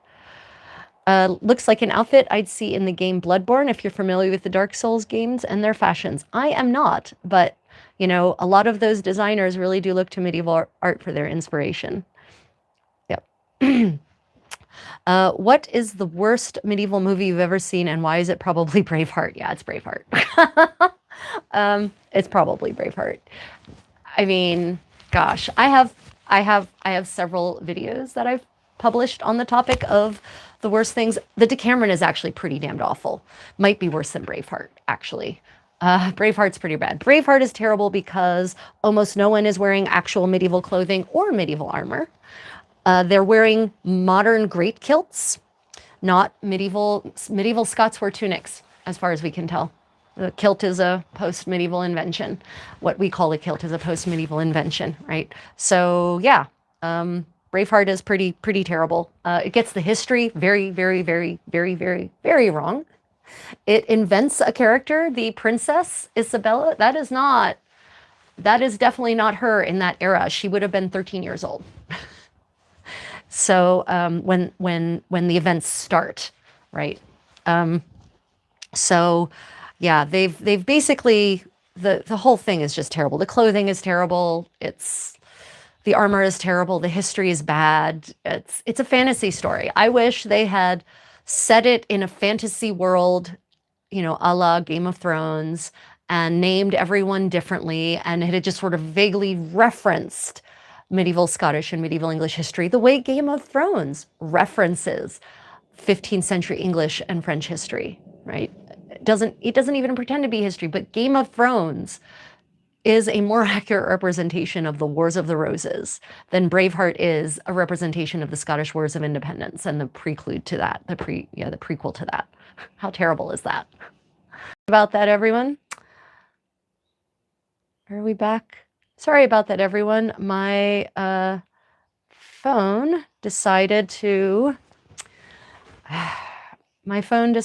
wanted to update, and I'm not going to let it. Hold on a minute. There we are. We're back. Technology. The reason I do medieval living history 100%. Sorry I had to jump out of the shower to comment, but pins, clothing, including brooches like the brooch of Tara. Pins and clothing. No, not brooches. No, not brooches. I mean pins, like straight pins, like pins, like a little tiny metal spear, not brooches. Yeah, when I talk about pins being used to hold garments together, I don't mean brooches. That would be, no, I mean little tiny straight pins. Like, let me see if I've got any replica pins here. I do not have any replica pins here at the moment. But, you know, just like you know a pin to be, sharpened metal wire, basically. Yeah, no brooches, just pins. And men and women. That's why when Princess Joanna, the daughter of Edward III and Philippa of Hainaut, when she is sent to go and marry the king of Castilla, right? She's on her way there to get married during the Black Death, unfortunately, before the English realized it was happening, and she dies on her way of the plague. But on the ships with her dowry, the inventory of her dowry contained 12,000 pins. 12,000 pins of her trousseau that she was bringing for her. That wasn't for her husband. That was her own personal supply of pins. So this indicates to you just how important pins were to a medieval woman and getting dressed, because they were dress pins. They weren't sewing pins. She wasn't making her own clothing. That's not what princesses did in the 14th century. So pins were a major commodity. And there was a specialty that was nothing but pin makers. All they did was make pins. They did not do anything else but make pins.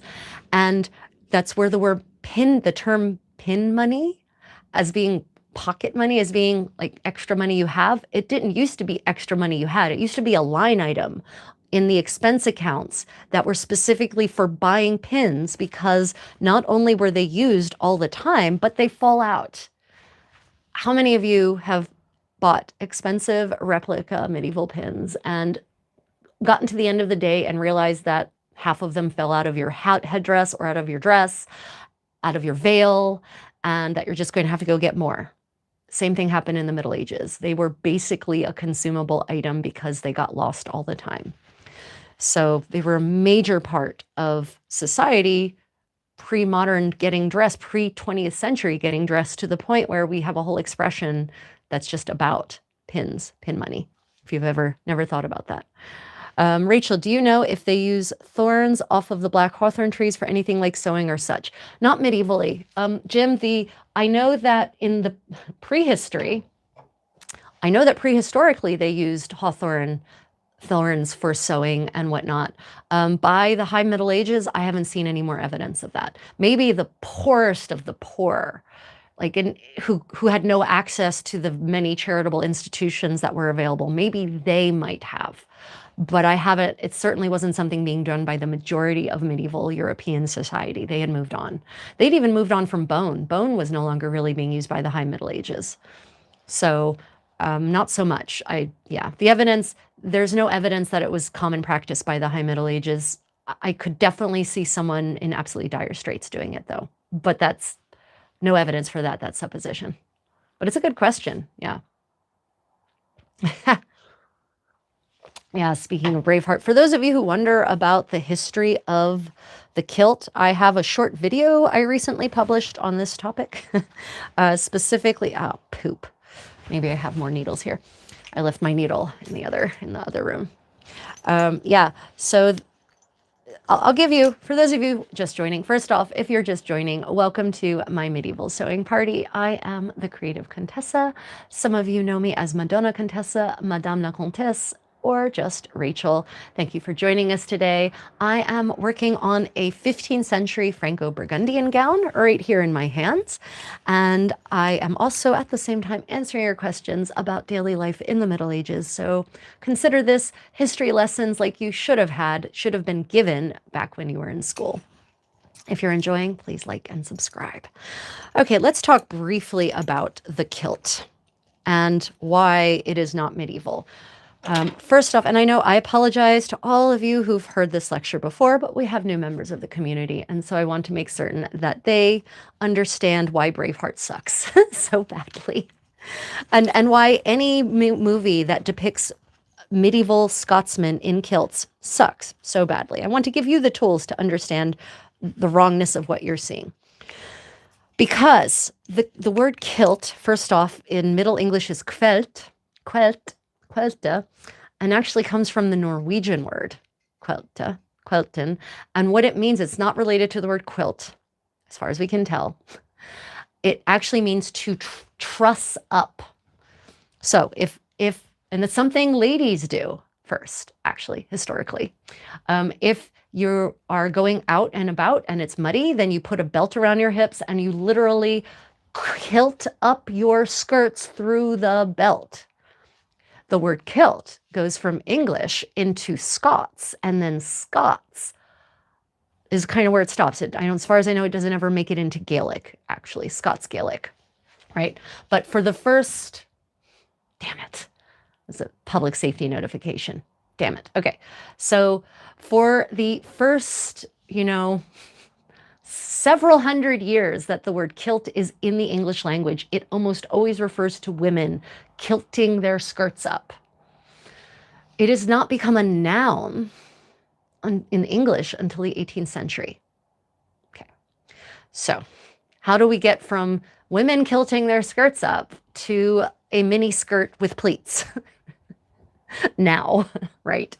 This is how it happened. So the Little Ice Age starts in Europe, the Younger Dryas, called geographically or geologically speaking. The Little Ice Age starts in the late 13th century and 14th century, and basically everything starts cooling in Europe drastically. It's getting colder and colder, and by the end of the 16th century, men and women in frigid places like Scotland are finding different ways to cope with that chill. And one of the ways that they find to cope with that chill is by wrapping a big rectangle of fabric around their bodies.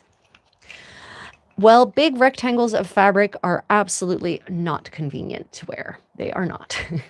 So the women who actually, when they go out and about, they're depicted literally in this like rectangle of fabric that comes up to their chin. And it's broached, and it just swathes their entire body. Everything they're wearing is underneath of that. It's called an Artisan.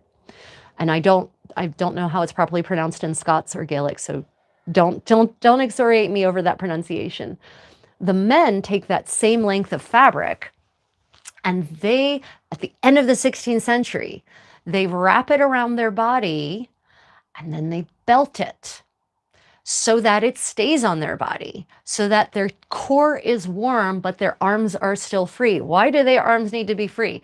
Because the 16th century is a violent time when people have to use things like swords to defend themselves on a relatively regular basis. And so for your sword to be accessible, it can't be swathed in this big rectangle of fabric, but you still need to stay warm. Your arms also need to be free. So they belt it. But the only depiction I've ever seen from the 16th century of a Scotsman wearing this plaid, as it was called in Scots, which that word did make its way into Gaelic, just means blanket, by the way, it's just a belt. There's no pleats. There's no formal skirting. It's just a wrap, a giant wrap arranged in such a way that the man's arms are still free. He is still wearing normal 16th century clothing under it. He's wearing hosen, he's wearing a doublet, he's wearing a shirt, he's wearing he's wearing upper hosen, not nether hosen. So his calves are actually exposed, but he is wearing shoes. So this myth of the barefoot Scotsman in nothing but a shirt and a length of wool wrapped around him and pleated and belted, not a medieval thing. That's the end of the 16th century. That's after the Middle Ages. That's the early modern era. The very end of the 16th century, we're talking. So there's zero evidence for it in medieval Scotland. Medieval Scotland, as far as all the evidence points to, they're wearing tunics or tunics with cloaks, but tunics in various layers and in various shapes. And the further south you go in Scotland, the more fashionable their clothing becomes, until by the time you're getting to places like Perth and Edinburgh, people are wearing basically what they're wearing in the rest of Europe. They're wearing an undershirt, they're wearing an undercoat, pourpoint, something to which their hosen are tied actually in the 14th century, and then they're wearing a garment over top of that. So sorry, but the kilt is a modern invention. And then it's in the 17th century, I think, is the earliest evidence I've seen of pleats having been put into the belted garment. And it's not until the 18th century that you get the small kilt, right? Which is the mini skirt with pleats, right? So it's not a medieval, doesn't exist in the Middle Ages, sorry. Yeah. But there was this big push in the 19th century. Damn it, Ryan, where are you? Come back, I need you to go and bring me my sewing needles. I don't have a single sewing needle. How is that even possible? Anyway, there is this push in the 19th century, this nationalist push all across Europe. In fact, it's one of the things that leads to World War I, actually. There's this big push of nationalism, right? The consolidation of the great nation states. And everyone is suddenly looking to identify themselves as being other from everyone else. And so, I mean, everyone's doing this. The Spanish, the French, the various, Prussia, England, Scotland, Ireland, right? Especially in Ireland, there's this big push towards a national identity to, sever themselves from the British Empire. And what's the quickest, most visual way you can identify yourself as other? It's through your national costume. And so most of the national costumes, the traditional folk costumes that are now identified with these countries, were codified as such in the 19th century. For the most part, they took what was at one point fashionable garments and just petrified them and said, this is our official costume. So, and that before that, they invented the Irish kilt. That's an invention of the 19th century. They literally adopted it from this traditional Scottish kilt, which was identified and, really propagated and promoted by Robbie Burns as being the national clothing of Scotland. So it's all 19th century nationalist propaganda. Isn't that frustrating? But that's the way it is. That's so different from what we're taught. Yeah. Yeah, Braveheart was terrible in every way. Charity in the Middle Ages, really. Oh my goodness. We're gonna have to talk about that myth too. Okay, everyone, I need you. I have to work on sewing, or there's no point in me doing this live stream. I've got to go grab a needle. I can take you with me. Okay, I'm gonna take you with me. It's gonna get a little bumpy. We're gonna go together. Kachi kapchida, as we say in Korean. Okay, so we're living in a very tiny vacation apartment, so don't judge. So charity in the Middle Ages was a big deal because the Catholic Church, which was just called the Church back then, by the way, was very heavily focused on charitable activities, on doing good works, not just praying your way into heaven and letting people suffer. So that's a Puritan invention, the idea that poverty is a moral deficiency. Kitties, did you steal? I think the cat stole all of my needles. How is this even possible? Okay, we're gonna have to go into the needle drawer to get some needles. So in the Middle Ages, there were massive charitable institutions. Aristocrats were desperate to get into heaven, and they believed that if they did good works, for instance, by donating money to institutions who would do the good work for them, then they would actually have a shorter time in purgatory. This is a real belief. So in the Middle Ages, hospitals, they had universal health care in the Middle Ages. They did. Hospitals were charitable institutions for the poor and the needy. They weren't for the wealthy and the people who could afford the luxury services. Hospitals were charitable institutions funded by the wealthy and the powerful, operated by nuns and monks, and they provided healthcare for anyone who needed it. They provided shelter, they provided food, they provided job training, they provided employment for the needy, and those institutions were everywhere across medieval Europe. It's a myth that everyone was poor and miserable in medieval Europe. That's a myth spread by the Enlightenment thinkers and the Victorians who wanted to make themselves feel good about their terrible, terrible time, where there was mass poverty, where people were highly impoverished, where the cities were dirty, where people did smell bad because they couldn't afford to bathe, where people were dropping dead in mass numbers from cholera. Yeah. So yeah, in the medieval world was filled with medieval Europe filled with charitable institutions, orphanages everywhere that took really good care of the children, by the way. We're not talking the bullshit Victorian orphanages of Dickensian fame. Real orphanages. People would actually choose to give their children up to orphanages, poor people, because they knew they would have a much better life in the orphanage than in their own homes, right? So, charity, definitely a big mainstay of the medieval European mindset. Acts of charity were praised above all else and were considered to be the best way to get into heaven, instead of just praying, pray on it. Thoughts and prayers. No thoughts and prayers in the Middle Ages, action. And in fact, most wills would donate mass amounts of money from the wealthy. They all donate large amounts of money to these charitable institutions. They usually provide bequests. They provide bequests for clothing for poor people so that they can have new clothing. They provide money for what we would call soup kitchens now. Right? The medieval world is not what people think it is at all, thankfully. Yeah, medieval healthcare was for everyone, and even some cities, in addition to these charitable hospitals, which, by the way, many of the hospitals that are now in Europe are actually the descendants of those original hospitals. Many of them, until recently, were still charitable institutions. Believe it or not, they might not be in the same building. Obviously, they've built modern facilities, but many of them are the descendants of those original institutions. And that is why nurses in most languages in Europe are called sick sisters, Krankenschwester in German, or something like that, because they were nuns. Nuns were the nurses. They were the ones who helped provide the healthcare. So that's another myth of the Middle Ages, that there were all these rich people just stealing from the poor. No, the gap between wealthy and poor was nowhere near as big as it became in the modern era. The modern era is where it really starts to get gruesome. And what most people don't realize is that the modern era starts in the 16th century with the Reformation. That's the modern era, everyone. That is not the Middle Ages. You can call it the Renaissance, but it really isn't. The 16th century was a terrible time, pretty much. Yeah, I don't know what nurse is in Middle Irish at all. Yeah. Wyatt, welcome. Thank you for joining us. So the Knights Hospitaller, that's why they're called the Knights Hospitaller.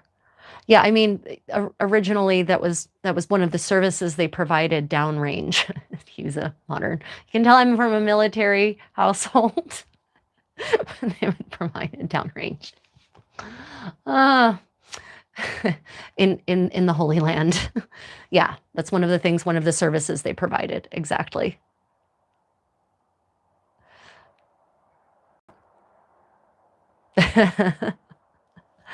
Yeah, hospitality, that all comes from, hospital.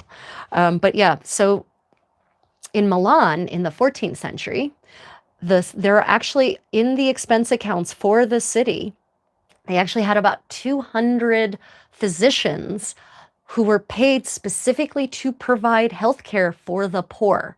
That is the line item. That is what it specifically says they were supposed to do. And that's coming out of public funding. Free healthcare for the poor in Milan in the 14th century. Great. And some people have said, well, medieval healthcare was terrible, so providing it for free is not a big deal. Bullshit. Okay, would I choose medieval healthcare over modern?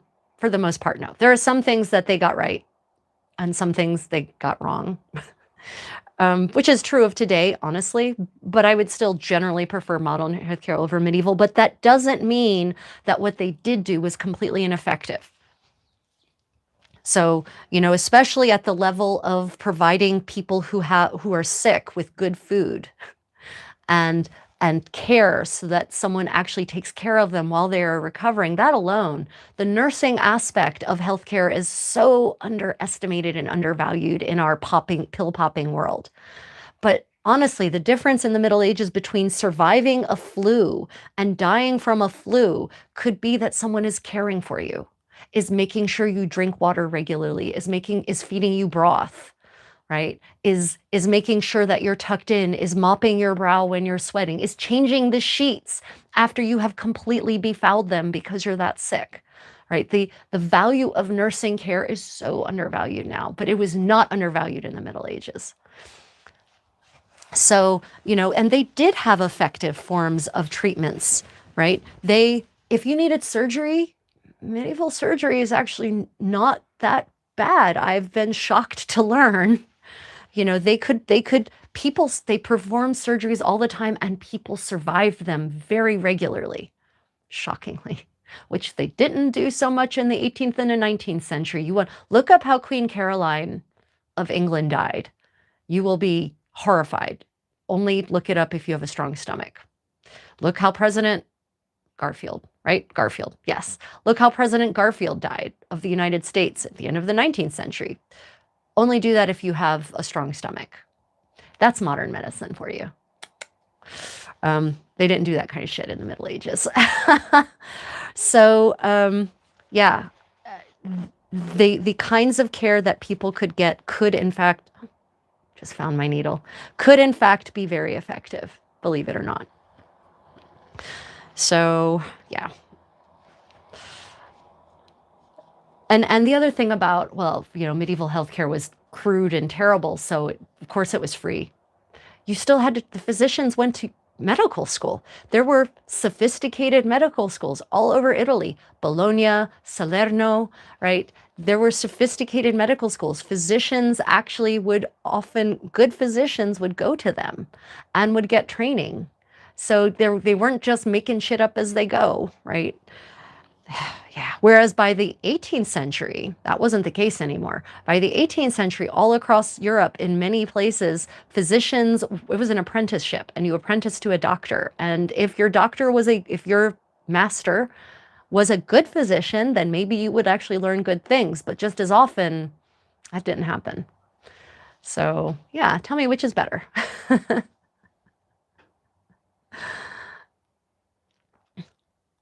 Oh, the dancing plague, choreomania.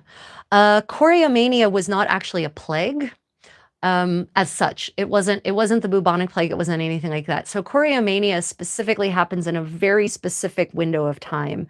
And there's still a lot of debate about what caused it. Choreomania is this incident in, I forget which part of what is now Germany, where these people just basically seem to start dancing, but like not dancing in a way that we would recognize. Maybe like we would actually, nightclub dancing, twitching violently and moving nonstop.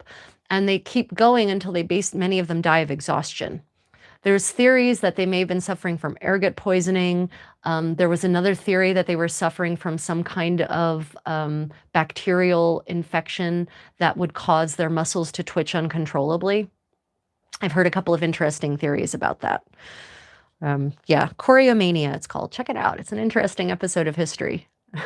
Why did we go backwards? Yeah, so we go backwards. Humans always go backwards, guys. If you go back far enough and you start studying human civilizations across the globe, what you're going to realize is that if we're lucky on a good day, we take 3 steps forward and only 2 steps back. On a bad day, we take only 2 steps forward and 3 steps back. That's the reality of human development. It is not a linear trajectory from the dawn of humans leaving Africa and colonizing the world, right? It is not a straight line up. And some of those troughs are way deeper than other troughs. There are technologies that get forgotten all across the history of the world, depending on your civilization. Some civilizations may retain that technology while another civilization forgets it. And then it gets forgotten in the long term, and then it gets rediscovered in the modern era. Things get forgotten, and there's an arrogance about progress. Humans always like to think that we are at the pinnacle, right? That is a false narrative we have told ourselves to make ourselves, give ourselves sweet dreams, I guess, right? We have told ourselves this narrative of we are at the pinnacle of society. But what that means is that we also often as humans, and I mean this as a collective we tend to look back at what has come before and decided that anything that came before must therefore be unsophisticated, crude, and not worth doing. Yeah, Crystal, thank you for that. Yeah, must be sophisticated, crude, and not worth doing. And this happened from the Middle Ages to the modern era. So we can document it. Go read what the Enlightenment thinkers said about the Middle Ages. You'll realize that they were completely biased against it and that they misinterpreted it on purpose, and maybe because the information they were reading wasn't even correct. And so, there's a physician, an English physician, God damn, excuse my language, but this is sad for the English. In the early 19th century, there's an English physician who goes on the record. He officially says that quarantines are a, what does he call it? They are a handicap of human liberty. They're an assault on liberty. Quarantines for people who have majorly infectious diseases. Quarantines are an assault on human liberty, on our natural human liberties, and so they should not be enforced. Quarantines are what made sure that not all of Europe died from the plague when it kept coming back every 10 to 20 years. Quarantines are what prevented the spread of many infectious diseases after the Venetians basically invented the quarantine in the Black Death.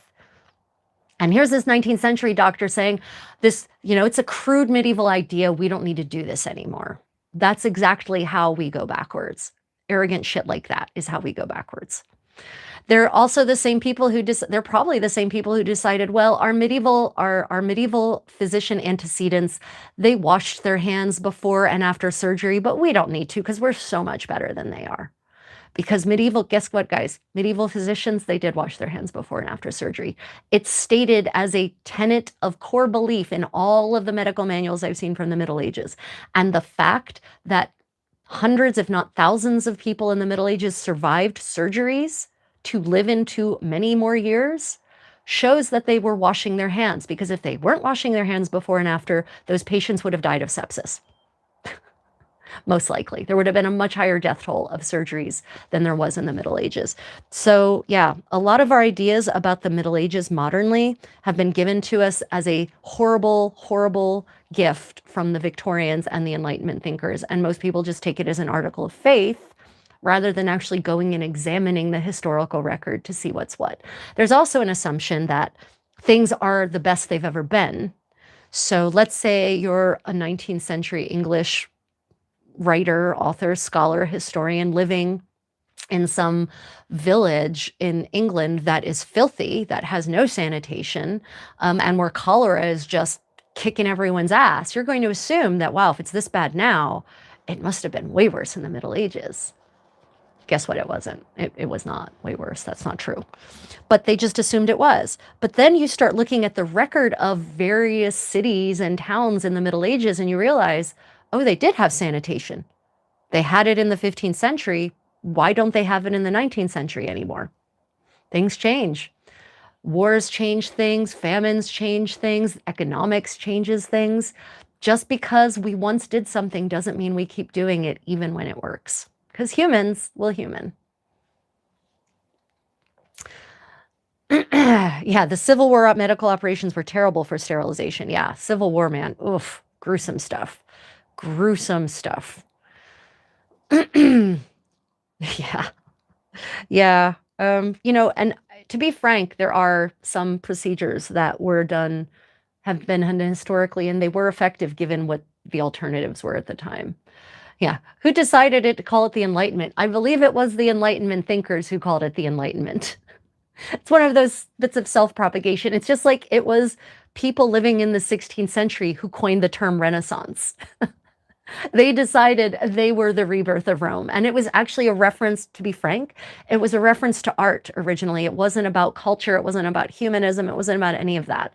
It was only a reference to the art and the sculpture, painting and sculpture, really. That's what it originates. Vasari is the one who comes up with that term, the Renaissance, right? So it's people in the Renaissance who decide they're the Renaissance.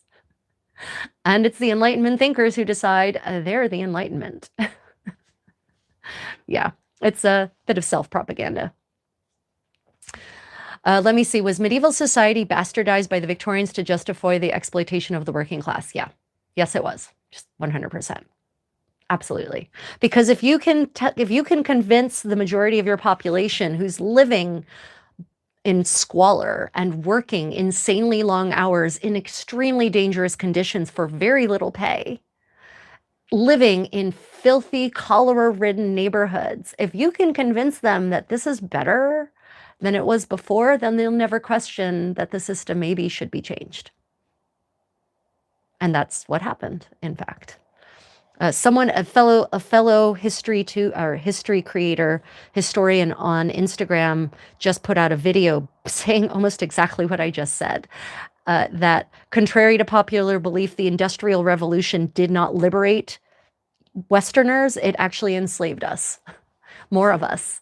It actually put most of us on the bottom and made us work longer, harder hours for less pay in horrible conditions than our medieval ancestors would have had. Because, and this is the thing about the medieval church, in the medieval church, there were like 180 holy days a year. And on those holy days, you didn't work, or you did bare minimum work. So that 180 days off, just out the gate. And people took 2-3 hour lunch breaks in the middle of the day. Everyone did. There was no onus to keep pushing to get to produce. There wasn't this drive to follow the beat of a conveyor belt or of a clock in the Middle Ages. So, shepherds would take a nice 2 to 3 hour lunch break. They would sing, they would dance, they would tell stories, they would enjoy a meal together, and then they'd go back to shepherding. Farmers, same thing. Artisans, same thing. And that's why in the Mediterranean, this culture has sort of survived a little bit. That's the origin of the siesta is that. That's actually a medieval and probably ancient, actually, but pre-modern survival, which is actually slowly dying out in Spain. So, yeah. Let me see. Quarantine is an assault on liberty. Interesting how we haven't fallen too far off with the appeal to reason. Yeah. Yeah, Adam, when I read that from that 19th century physician, I felt a little queasy. Like, oh, wow, I've read that exact same garbage coming. Yeah, anyway. So, yeah. It is what it is.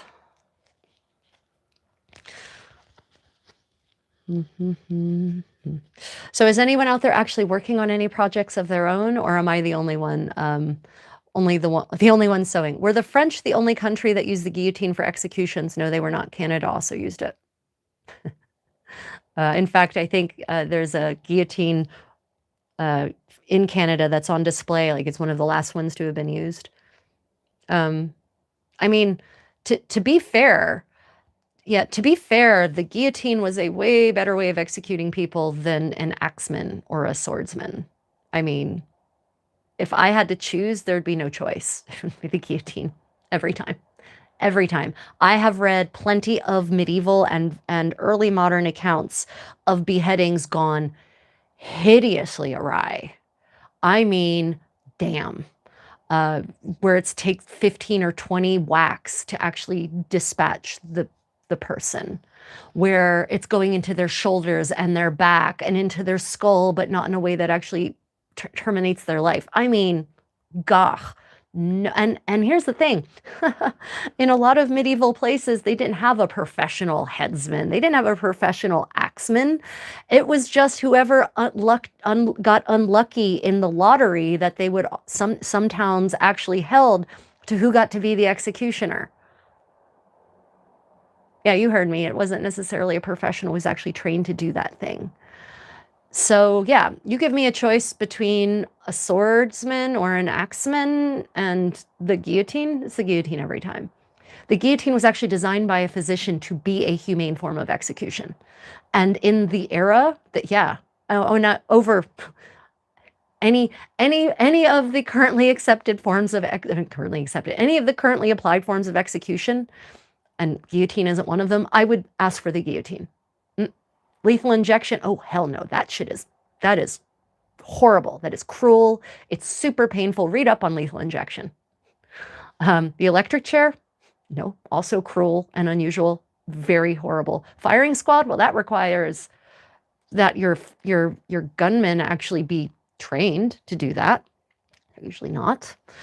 Yeah, it would be the guillotine every time. That would be my preferred form of execution. Seriously. If I had to choose, it would be that one. Hanging, If you start reading more accounts of all of these forms of punishment, you start realizing that certain things we've been taught just aren't true. For instance, that the guillotine was not a cruel implement. It was actually a kind implement. I said it. I said it. Now, whether they should have been executing people at all, that's a different conversation. And I don't know if I want to have the capital punishment conversation this morning. But if you're going to have capital punishment, then I would definitely prefer that the method be as quick and painless as possible. Instantaneous and accurate. Accuracy, very important. The guillotine is accurate almost all the time.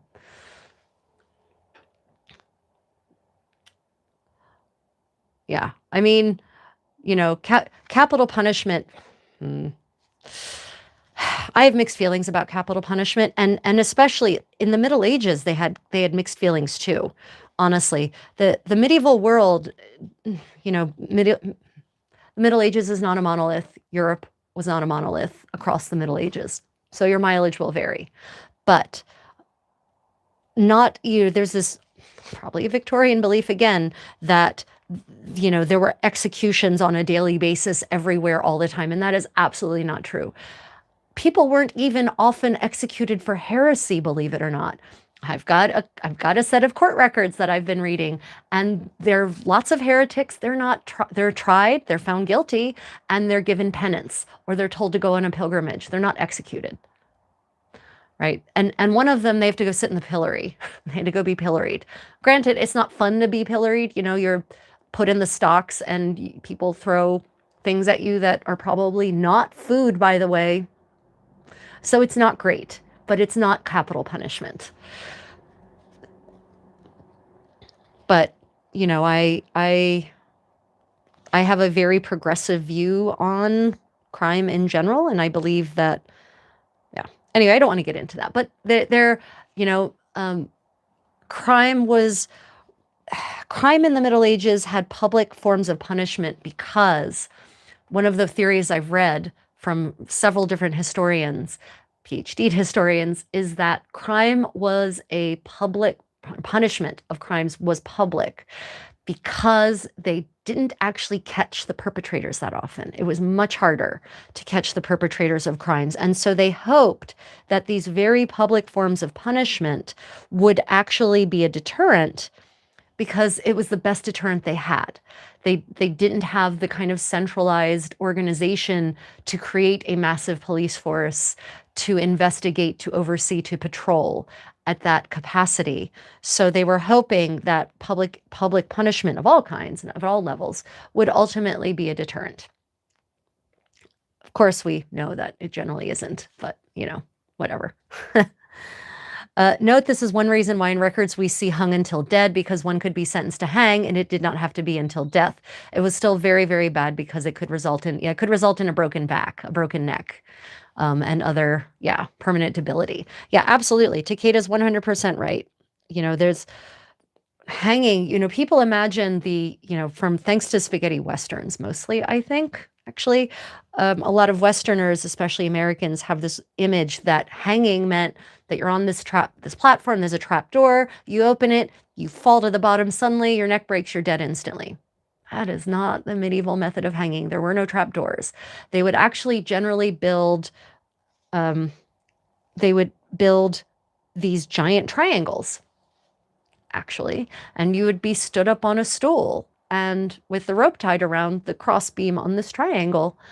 And some of them are permanent. Actually, where I lived in Germany for 12 years, about a 30-minute drive away on top of a hill was a 16th century gallows triangle, just like you see in the illuminations from the Middle Ages that had survived from the Middle Ages. And you literally, they kick the stool out from under you and you just strangle slowly. Really unpleasant. So guillotine, back to the guillotine. Definitely the guillotine, please.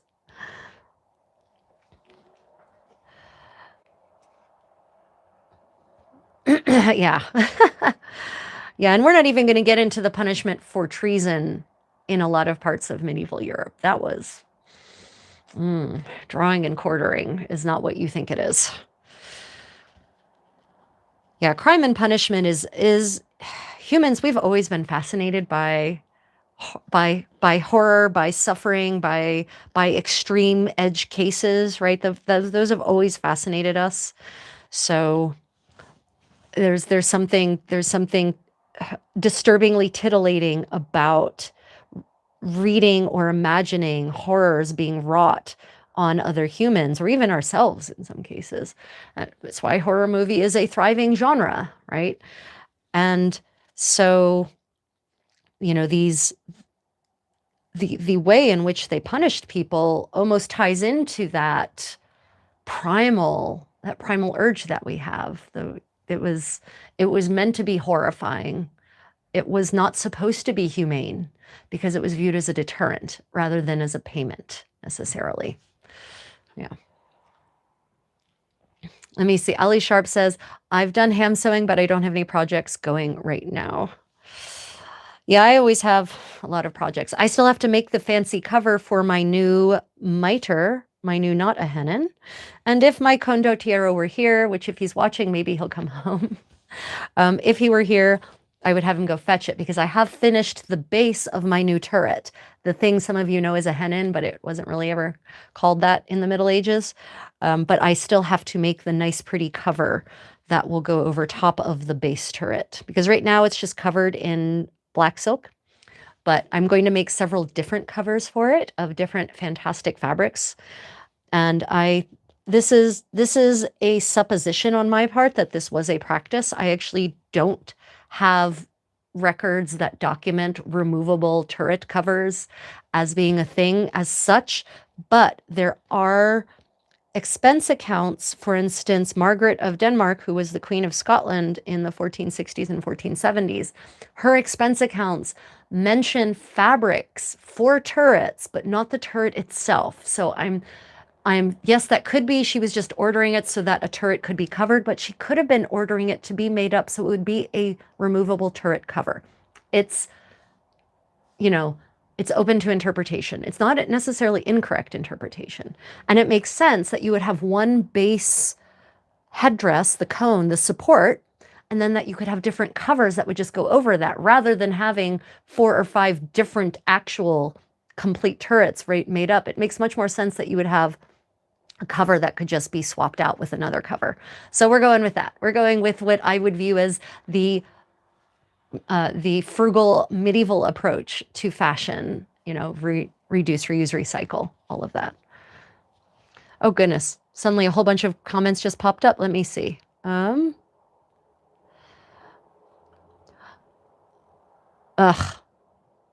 on a minute. Tourniqueted until dead. Oh God, tourniqueting. I enjoy this crime and punishment talk as I'm folded thrifted wool fabric for my stash. Yeah. Where did the dull, modern color palette of the medieval era, browns and grays everywhere. Many historians say it was more colorful in the modern era. So, Wes' question, why do people imagine now, especially Hollywood producers, imagine that the medieval world was brown and gray? I'm going to assume it's the Victorians again. I have often wondered where this interpretation came about, because even if you look at early Hollywood movies set in the Middle Ages, like in the 50s, especially when they start with Technicolor, obviously, when they start doing Technicolor, everyone's wearing bright medieval clothing, right? It might not be really authentic, but they're all in bright colors. So there's a theory that it's actually with the rise of dark fantasy movies in the 70s and 80s that colors people's perception of what the medieval world was, because everyone in those movies is wearing gray and brown and black, dark colors. And everyone's in rags and everyone's dirty and the world is muddy and there's very little light. So it's actually a theory I read recently, and I really do think it might be true, that it's actually Hollywood's, the rise of dark fantasy as an aesthetic. Think about Lady Hawk. Think about Excalibur, right? Those dark fantasy movies with their dark palettes is really what started changing people's perceptions of the Middle Ages. And so everyone's just been leaning into that since then. And it's this circular situation of Hollywood depicts the Middle Ages as being dark, dirty, brown and gray. People therefore think that's the way it was, because otherwise they actually learn nothing about medieval life from any real medieval sources. So Hollywood wants to make a movie that its audience will buy into, so they make their next movie dark, dirty, brown, gray rags, which further reinforces the misconception that the Middle Ages was like that. So it's this self-feeding loop, right? This vicious cycle. So that actually might be the biggest reason why. And for once, maybe I can't blame the Victorians. Maybe for once, I actually need to just blame Hollywood and also the education system that hasn't taught people better. That then buys into that and uses movies, Hollywood movies, not based on any real research or reality, as a way to teach about the Middle Ages.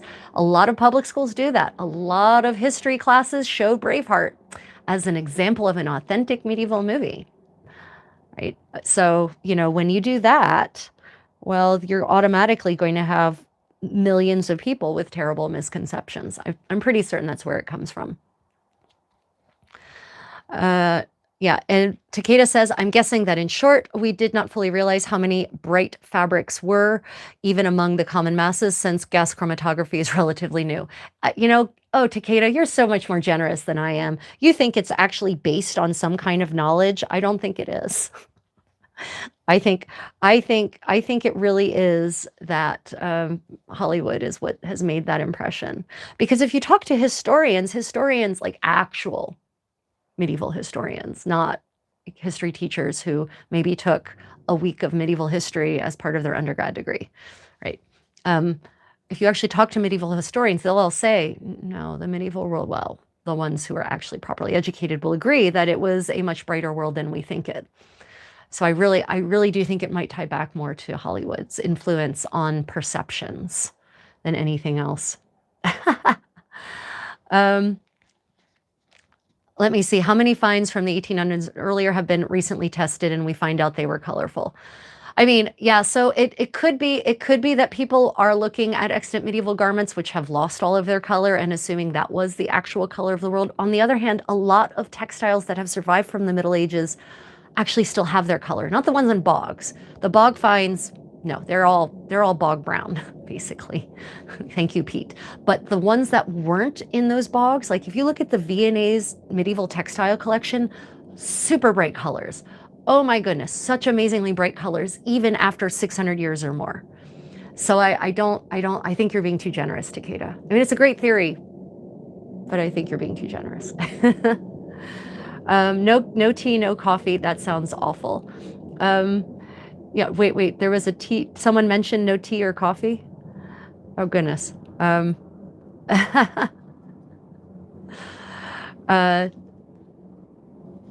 Yeah, so tea or coffee. Leaf subsides. I mean, I'm a tea drinker myself, so a heavy tea drinker, in fact. Um, I spend my whole day basically refreshing this little pot with whole leaf tea and then decanting it into the little teapot. So I totally get that you could think it was awful, but you have to understand that medieval people never had, medieval Europeans had never had stimulants like coffee or tea. So they didn't know what they were missing, you know.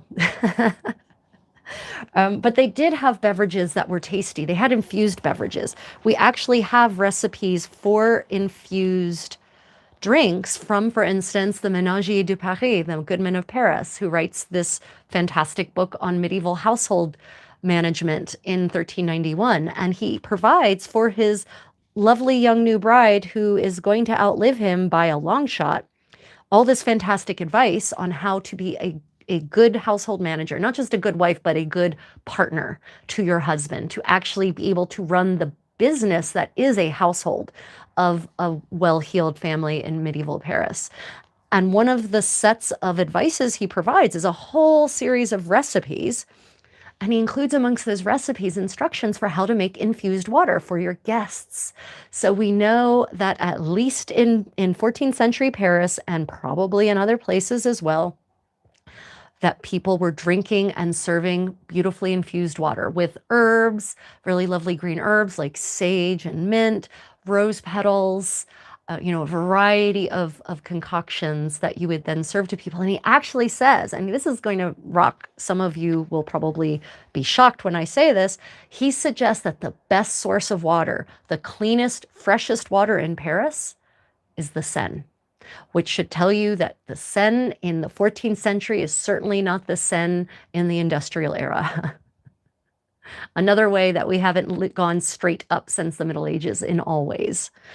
Right. So yeah, infused liquids are absolutely a thing. There were just no tea leaves. Camellia sinensis didn't come to Europe until the 17th century. But I didn't know that. Does dandelion root is it stimulant? Is it a stimulant? Does it have caffeine in it? I didn't know that if it does. Let me see. I have a piece of floor tile from England, the 13th century, and it's reddish with yellow. Yep. There are lots of beautiful, beautiful floor tiles from the yeah, and that's the other thing. Medieval homes, even the homes of people at the bottom of the spectrum would have been whitewashed, lime washed on the inside and the outside. They would not have been dark. They would not have been muddy. They were not covered in feces. I saw that this morning. They're poop-covered homes. That's not true. Not true at all. They washed them in a lime wash, which was white, at the very least. But we also have records of peasants having murals painted on their walls. We have homes, peasant homes from the 15th century in England that have survived somehow with their original murals. They aren't sophisticated. Yeah, it's not Da Vinci. It's not Michelangelo. It's not Giotto, right? But they're colored. They're painted they were not dark. They were not even necessarily blank walls. We have wills from many lower class people, lower income households from York, from the 15th century. I mean, people who have almost nothing, but their wills include, amongst the few items, painted wall hangings. Painted wall hangings. You don't have to have a tapestry. This is a tapestry, it's woven. But a piece of cloth that has been painted, usually it was like St. Michael's, usually an archangel or a saint or something like that, but still colorful, that they would have hung inside of their home to add color.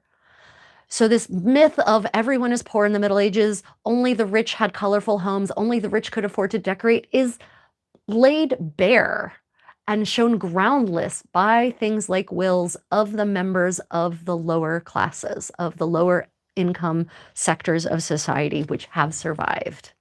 So I've had Germans, a lot of German reenactors come after me for this one. It was only the wealthy could afford bright colors in their homes. Nope. I have evidence that says that is a lie. Patent a lie, just a lie. Yeah, like cave paintings, right? I mean, people have been painting, people of all ages, from toddlers on up, have been throwing paint on walls for tens of thousands of years. And in the beginning, it was dirt that they painted on the walls. Literally, that's what the early pigments were. They were derived from dirt, from ochre, right? So you don't need to have expensive pigments. You really don't. You can, this is what baffles me. It's like medieval people were much more savvy about this kind of thing than we are. They were much more in touch with what their environment could produce for them with not much effort. So it would shock me if a peasant didn't know how to get dirt and turn it into a basic pigment to paint their walls. It's not hard. It's not a complex process.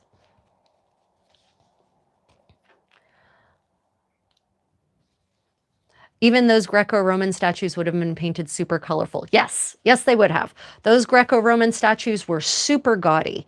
Super gaudy. Yeah, the myth of the pure white classical world is a myth. Ancient Rome would have been an eyesore by most modern aesthetic standards. I would have loved it. I love all the clashing colors. But, you know, this brings us back to the idea of simple but elegant, not being a pre-modern aesthetic, not being a pre-20th century aesthetic in most places. Also, the question of whether women wore braids. There is evidence of braids in women's trousseaux and estate inventories. Oh, Miss Scarlett, have you seen my full-length video essay on the topic of women and underpants, where I present all of that evidence and more? And yet, we still have people who come after me saying that literally there was one smarmy bitch of a reenactor who in the comments said, and I still haven't seen evidence after watching the 32-minute video. I don't think she actually watched it. I think she just decided she wasn't going to, and she was just going to make that smarmy comment, because any thinking human who watched that video couldn't walk away and say that. It's impossible. Literally, you'd have to say, I literally watched it a couple of days ago. Oh, awesome. Thank you, Ms. Scarlett. Right? You know, so hygiene and choice of undergarments, I feel like in the Middle Ages across Europe probably go the same way they do now. Not everyone, not all women, not even all men wear underpants. Hate to burst your bubbles if you all thought everyone did. They don't. I'm not amongst the issuers of underpants, but I know plenty of people who are.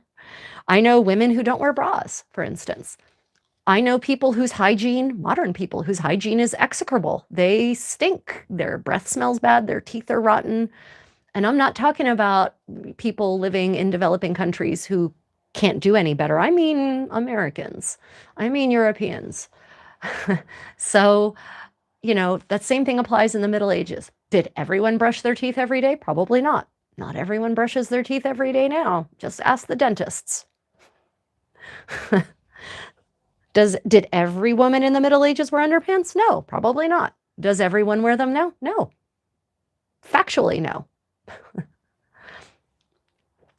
As you are new to me, may I ask where to find your videos? Yes, so if you go to my channel page and you click on videos instead of live, so I've got a bunch of live stream recordings that might interest you as well, Crystal. Also, welcome to my community. If you all go to my channel and you click on videos, I have dozens, if not hundreds of videos that have been scripted and carefully edited, carefully researched video essays on a wide array of topics. I have dance tutorials, I have medieval handcraft tutorials, I have essays on headgear in the Middle Ages, hats in the Middle Ages, on rings in the Middle Ages, on women's underwear in the Middle Ages, on how to purchase replica or cheapo similar medievaloid items for your home or for your reenactment kit. I have, huge on medieval table etiquette, on lots of topics, on how to buy tapestries like this, where to find them and what to look for and what those tapestries mean. So if you go to my videos, then that's where you're going to find that kind of content.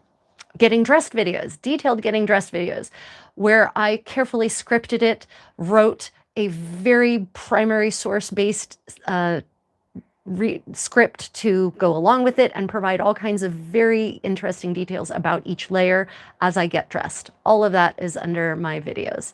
My live streams, the live streaming really started heavily about a year ago, because YouTube started favoring the live streams over the actual properly edited content. So I also have a huge back catalog of the live stream recordings that might interest you as well. They're like this, basically.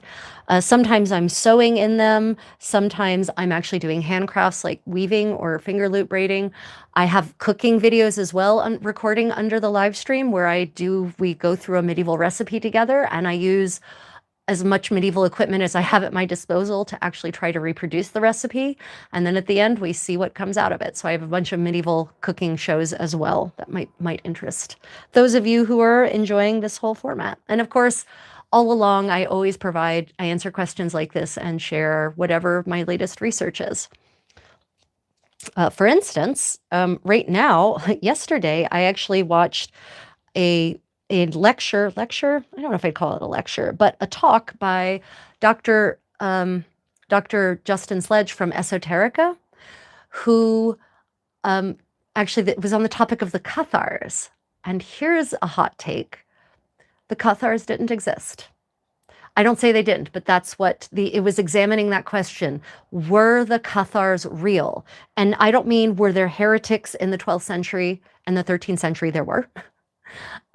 Were there people who believed the things that the Cathars supposedly did? Yes. The question is not that. The question is actually when you start looking at the historical record, the actual history, the actual records, is there actual evidence of an anti-church that was Cathar, with actual hierarchy, with actual bishops, with actual priests, with actual buildings even maybe? Was this a real thing? And after I finished listening to him present the facts and the arguments, I'm beginning to doubt it as well. This is another of those issues of history that's been handed down as given knowledge. It's the understanding, and we've inherited it. But historians are starting to re-examine the historical record and increasingly come to the conclusion that the Cathar movement wasn't really as much of a movement as it's been presented to be. So that was a very interesting talk. That's a new rabbit hole for me. And if you wonder who the Cathars were, or might have been, I guess I should say it now, it was supposedly a movement. It was a dualism movement, a dualist movement, and it's weird. It's real weird, really weird. And I will give you the briefest overview of it because I'm not even certain I have fully grasped the arcane nuances of the system of belief. But basically, they believe that there are two dimensions, and our reality is not actually reality. It's kind of more like Plato's cave. And that the God of the Old Testament, Yahweh, the mean God of the Old Testament, mean is in quotes, is actually the evil God. And then there's a good God, and that's the dualist thing. There's an evil God, that's Yahweh, and then there's the good God, who is, the God that gave us Jesus, basically. And they only have one sacrament, and it's basically suicide. It's a weird system of belief. So it just from the kinds of just because of the way it would have worked out as a massive religious practice, it would have been self-correcting had it actually been such a mass religious practice. So Catharism, look it up. It's interesting. It's strange. Let's see. Questions. Sorry. Oh, what time is it? Oh goodness, we're coming up on 2.5 hours. Well, if you've been enjoying this medieval sewing party, please like and subscribe. Double tap that screen if you're on a mobile device. And let me know if you all are working on any handcraft projects at the moment, or if you have anything in the pipeline at all. One of my specialties, for those just joining my community, one of my original specialties is actually medieval and Renaissance dance. And I examine only original dance manuals from the Middle Ages and then reconstruct those dances and teach them. People actually hire me to go to their events and lead dancing and balls and teach workshops and whatnot, and just kind of generally be the Contessa. So if you would like me to come to your event, I do weddings also, by the way. I've organized many a fine medieval or Renaissance wedding celebration. If you would like me to come and make the magic happen at your event, I can absolutely be hired for that. 100%. I travel the world on a very regular basis. And for those who don't know, I am actually currently in Daegu, South Korea. So I am not in the Americas at all at the moment, which is why it's daylight where I am.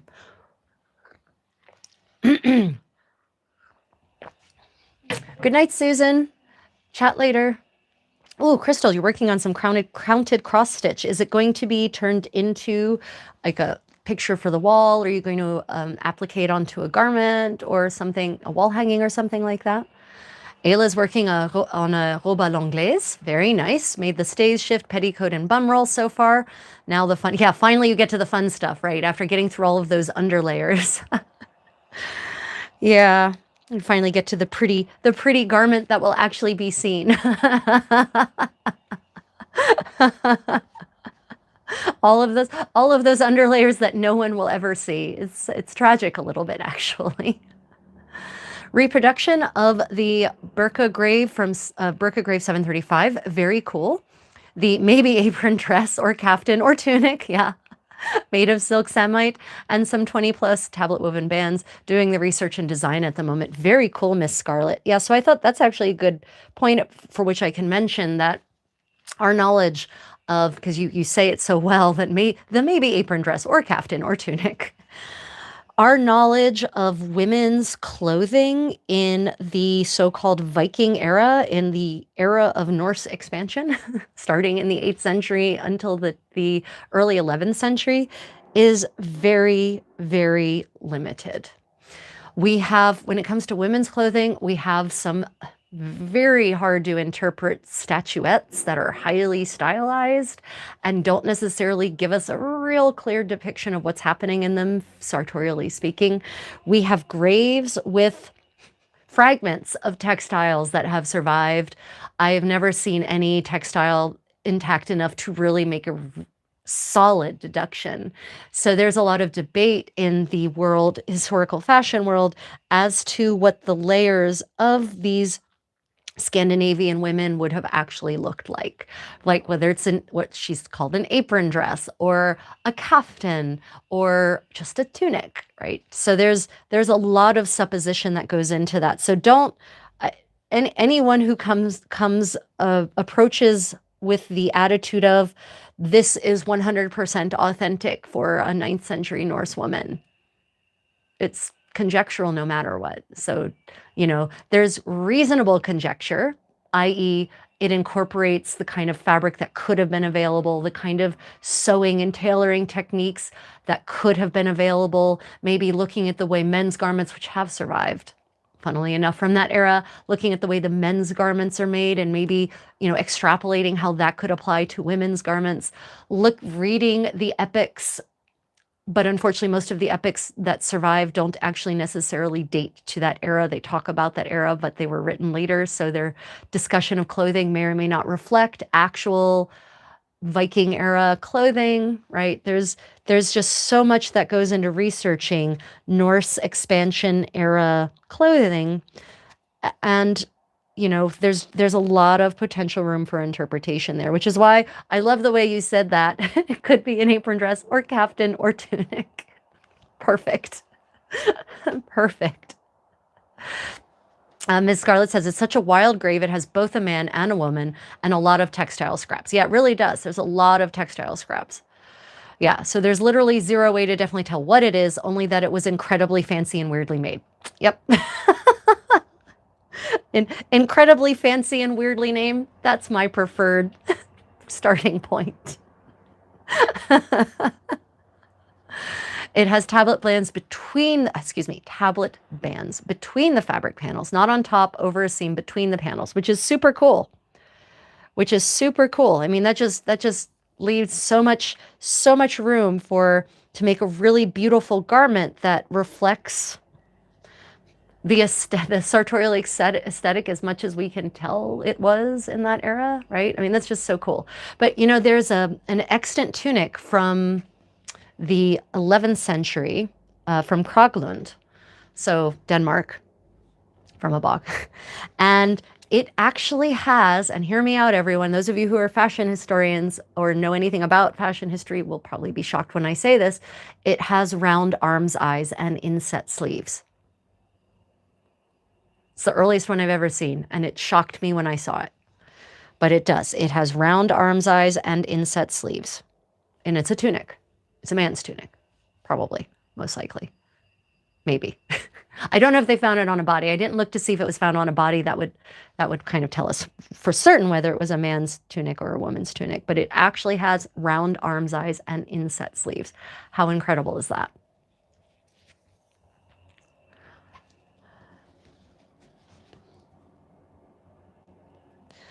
The Hythabu dress has external darting.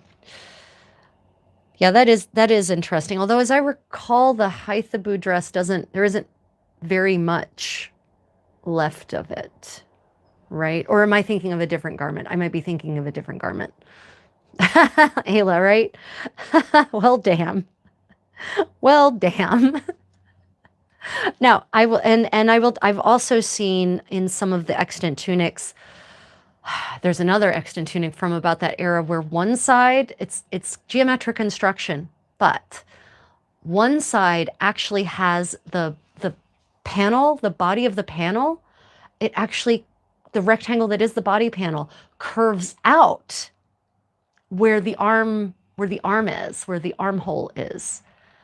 And it attaches to a sleeve that is perfectly straight.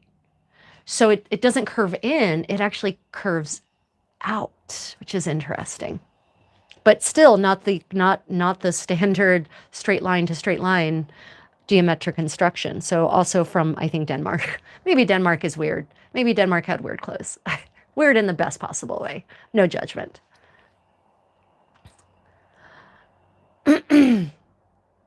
Oh, it was used as caulking on a ship. That's right. That's right. No, you're not on drugs. I'm real. This is not AI. I'm not AI. Everyone, I'm not AI. I am not. And let me tell you, I do not use generative AI ever. Ever.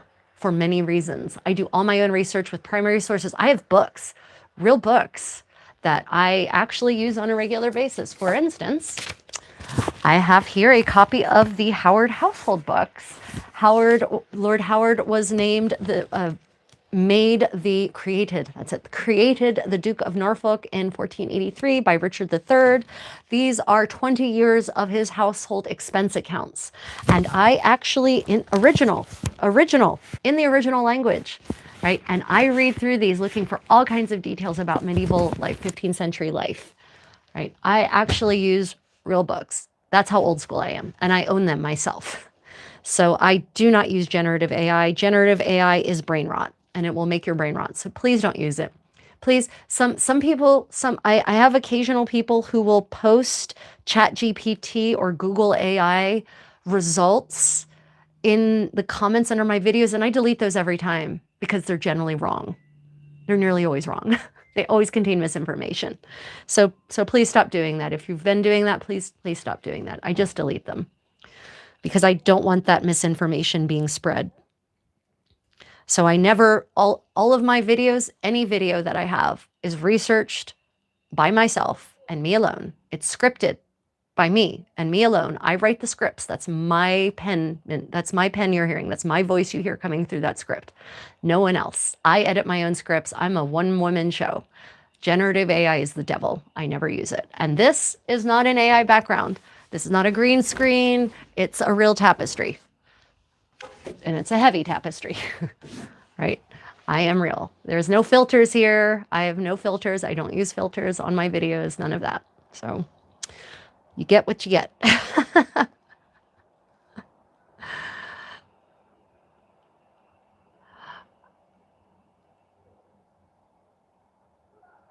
Let's go love yourself. I'm sorry, let's go. So guys, I get messages and sometimes I don't get notifications for them. And then months down the road, I will see that I overlooked messages. I don't ignore messages. So I apologize if I didn't see your message and didn't respond.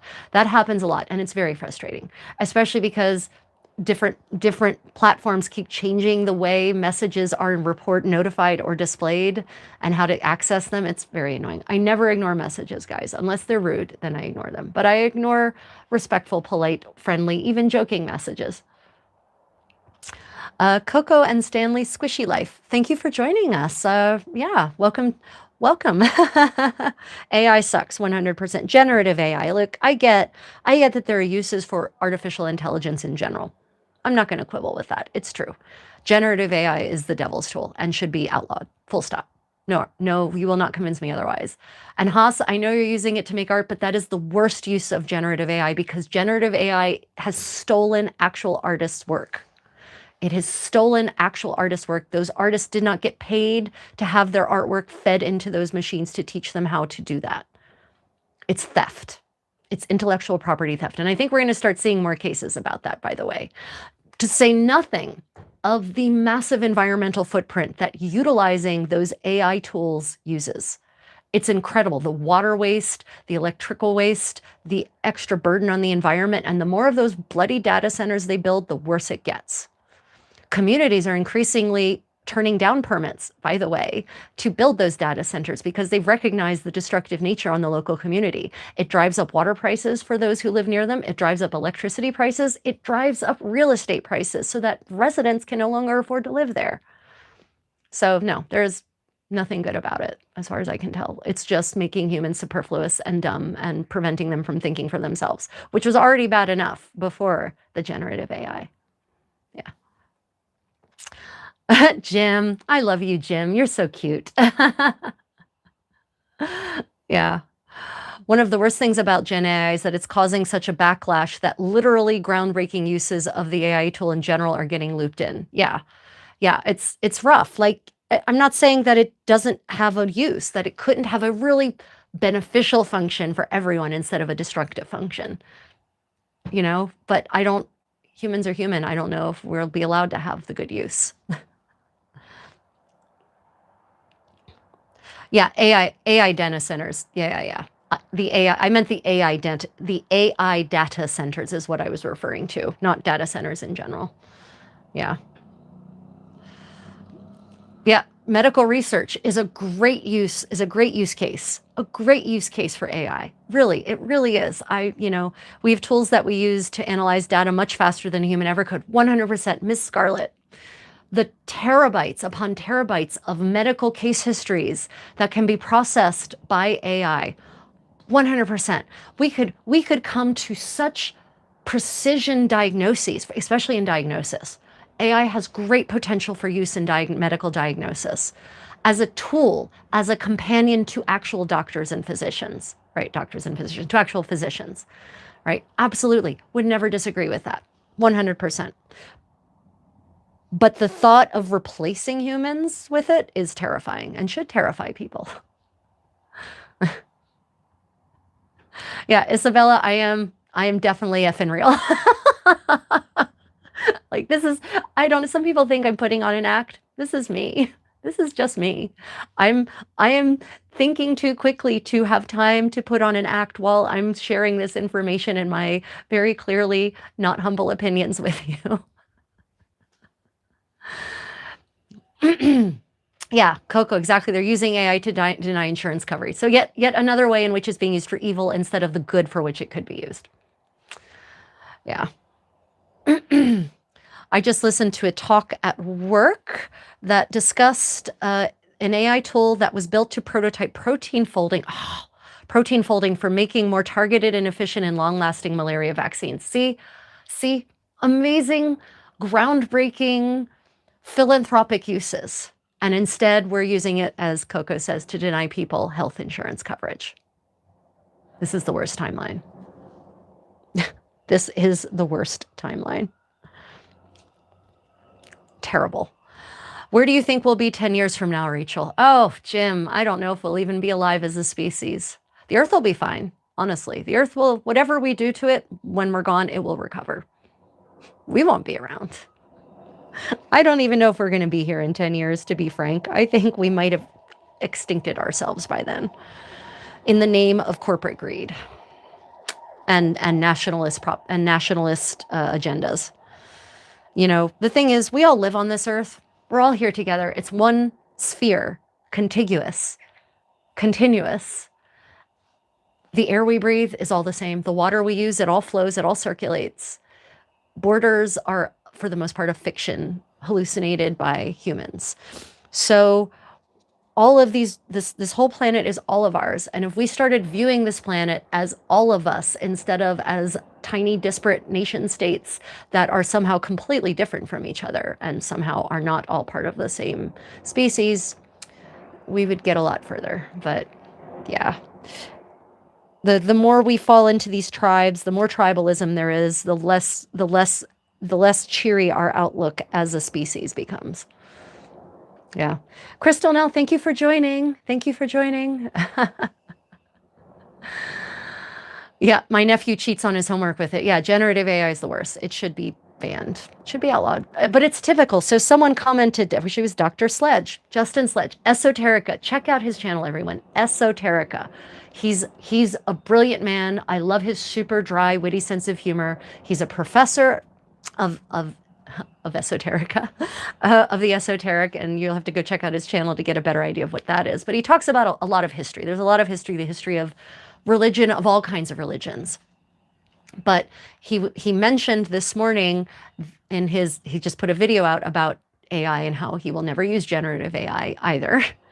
And he mentioned that typical humans, we develop a new technology and we roll it out across the board before fully discovering its dangers and how to mitigate those dangers. First, we develop the technology, implement it on a wide scale, and then the lawsuits start and then the regulations come. Instead of developing the technology, testing it in a small scale, seeing what happens, coming up with regulations and safety measures, and then implementing it. But that's not how humans have ever dealt with new technology. So this is not new. This approach is definitely not new at all. Yep. I want to hear about the design and material about your wall carpet. Oh, okay. Yeah. So wait, I missed some questions. Pins. How did they make pins? Medieval pin making, basically you would have a wire maker pull wire. Takeda, have you ever done wire pulling? I feel like you have. I feel like you've done wire pulling, right? So first you pull the wire and there's actually a board with holes in decreasing. You would actually pull metal stock through each hole successively, which will narrow it down until you get down to a really thin wire. And then a head is annealed onto that wire, soldered, I think, medievally. Would be a head, like a little round head would be soldered onto the end of it. And then the end would be sharpened manually to make a really sharp, long point on it. So that's how pins were made. Pin production changes across the Industrial Revolution until the point where they're using really toxic materials to do the pin making, which is why in end of 19th century Victorian pin factories, the pin girls are starting to develop cancer in their mouths, also from the matchmaking factories as well. It's pretty gruesome. Yeah, but in the Middle Ages, they hadn't quite gotten to that point yet. So yeah, the Wandteppich. Isabella, are you, sind Sie Deutsch? the Wandteppich, the wall carpet behind me, the tapestry behind me, that is from La Dame à la Licorne, The Lady and the Unicorn, a chamber of tapestries that is currently housed in the Musée de Cluny in Paris. It has its own room. There are 6 tapestries in the series. They were woven to fit a specific chamber in a French castle at the end of the 15th century. And they were woven by the nobleman whose banner is here. That's his heraldry. And you can see it's worked into the lances as well that the unicorn and the lion are supporting, right? So that's his heraldry. And 5 of them are allegories for the 5 senses. And that lady there is playing a portative organ whose bellows are being driven by her damsel. And so from that, we know that this is the sense of hearing. Right, so this is an allegory for the sense of hearing. And, the lion and the unicorn are typical heraldic animals. For all I know, I I'd really need to look this up and see if they were his heraldic badges or something like that. But they're just typical powerful heraldic animals. So yeah, that's what's going on. That's what's going on with that tapestry. Tapestry is a weaving technique, to be clear. Wall hanging, not all wall hangings are tapestries, and all tapestries aren't wall hangings. Tapestry is a weaving technique. There were actually tapestry carpets that were woven in the 15th century, heraldic tapestry carpets, rugs. They were to be worn, put on the ground in front of a throne.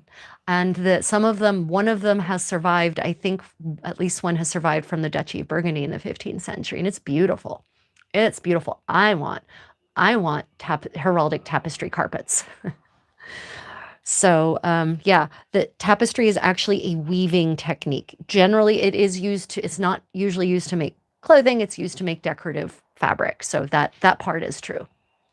And humans have been, tapestry as a weaving technique goes back thousands of years. We have been weaving using a tapestry technique for a very long time. Some of the oldest tapestries that have survived are 2,000 years old.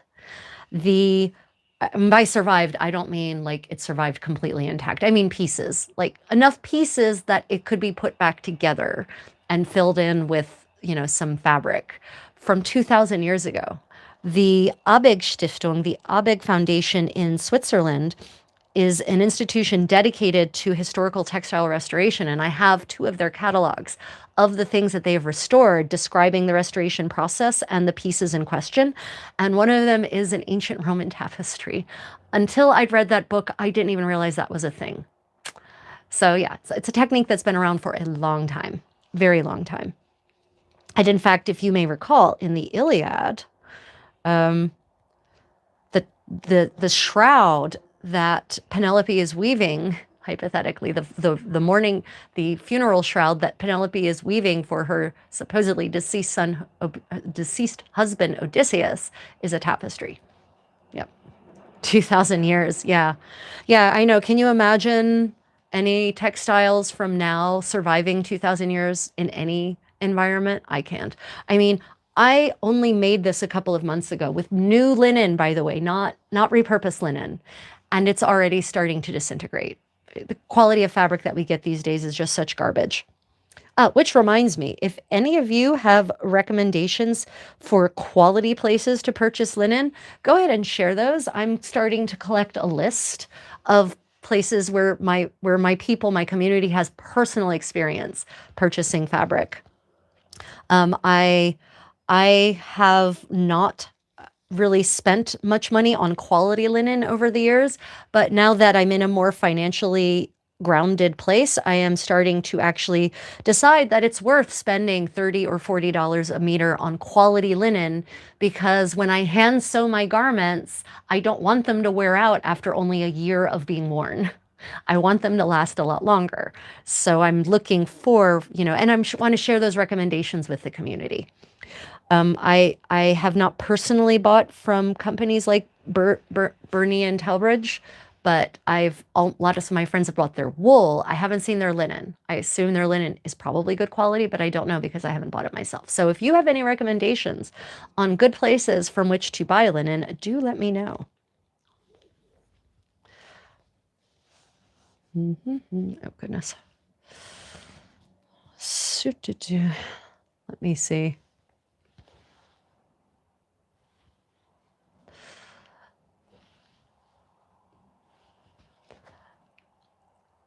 Oh, vintage linen tablecloths. Yeah, 100%. So that is, unfortunately, getting vintage linen tablecloths can be tricky. But Miss Scarlett, you have found vintage linen tablecloths at Goodwill auctions. That's fantastic. I have found vintage linen tablecloths on eBay. And one of them turned out to actually be a linen damask tablecloth. It's 20 feet long. I'm not exaggerating. And it came with a matching set of 14 initial embroidered napkins, monogrammed napkins. And it's so nice. It's such good quality, and it's such a nice long tablecloth that I decided to just keep it as a tablecloth. Because how often do you get a 20-foot banquet tablecloth in a linen damask?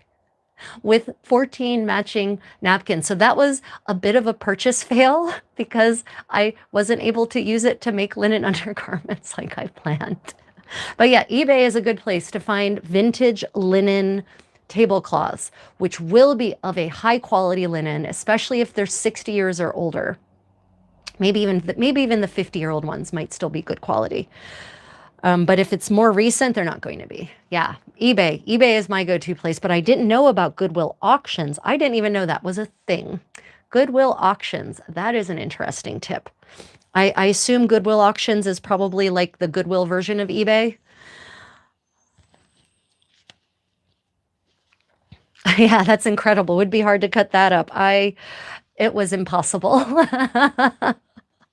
I looked at this gorgeous silk linen damask tablecloth, so white, in such good condition, massively long, really wide, perfect for a banquet table. And I actually, I can't do this. Can't do it. So I had to go buy more linen. Yeah. What did they make their rugs? Wait, sorry. What did they make rugs with? A weave or with a wheel? I don't know. I'm not certain about the wheel reference, Jim. Rugs are also woven. They're woven a bit like a tapestry. You have a ground that's laid out, and then you actually have to manually tie off individual pieces of yarn across the whole thing in the pattern that is laid out. Most rugs with piles, as far as I know, they were not made in medieval Europe. They were all imported from the East, from the Levant, and from what's now the steppes, Central Asia, or from Persia, what's now Turkey, that part of the world. They were all imported, but they were made very similar to tapestries, just instead of having like continuous pieces, it's individual pieces that are tied.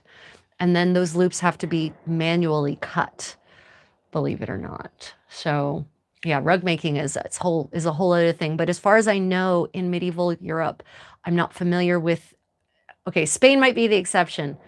Spain is always the exception, right? The medieval Iberian Peninsula is the exception to almost everything about medieval Europe because it's a completely different entity, geopolitically speaking, in terms of its religious composition, in terms of its ethnic composition, in terms of its cultural composition. Medieval Spain is the one place that doesn't have an Inquisition. Seriously, they don't get an Inquisition until Isabella and Fernando set it up in 1478, which is basically the end of the Middle Ages. Everywhere else gets one whenever there's a problem, but not Spain, because it's a completely different world. So, Spain probably may have actually had a rug making industry. I don't know. Medieval Spain, I mean, which wouldn't have been Spain. It would have been a series of, separate kingdoms and emirates, basically.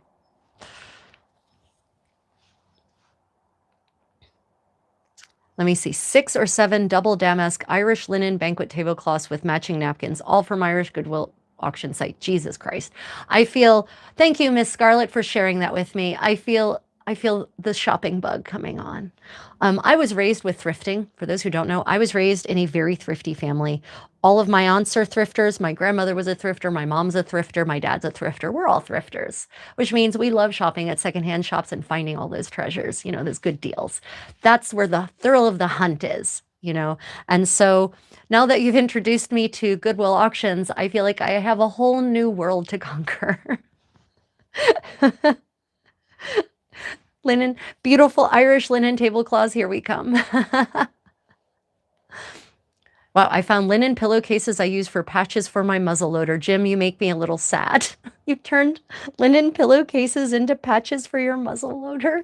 Weren't they nice enough to use as pillowcases?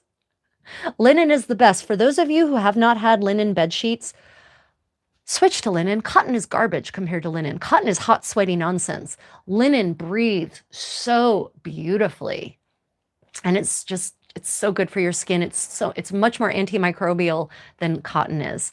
Seriously, try linen bed sheets and you will never want to go back to cotton. Yeah, make do and mend mentality is the best, 100%. And I'm a big 3 R's person: reduce, reuse, recycle. It's the medieval mindset, and it's a great mindset we should all still have today. If something is broken, I will pay money to fix it. I don't care if my washing machine breaks down. I don't care if it costs the same to have someone repair it as to buy a new one. I will still pay to have it repaired. Unless it's like thousands of dollars, then okay, we're right. But yeah, I will pay. All my clothes get repaired. Either I repair them or I pay someone else to do it. They all get repaired. Ryan's pants, eventually the crotches wear out, and we send it to one of the local tailors here, and they sew in patches. Fantastic. They literally weave the fabric back together with their sewing machines, basically in a patch. Shirts, the same thing. As long as it's not in a terribly visible spot, and or the patch doesn't, really detract from the cut or look of the garment, we repair it. And then if it wears out too much for repair, because we only have natural fiber garments for the most part, if it's linen, I turn them into wax. I wax them with beeswax, and I make them into food wraps. So, there's always another a downstream use for your textile items.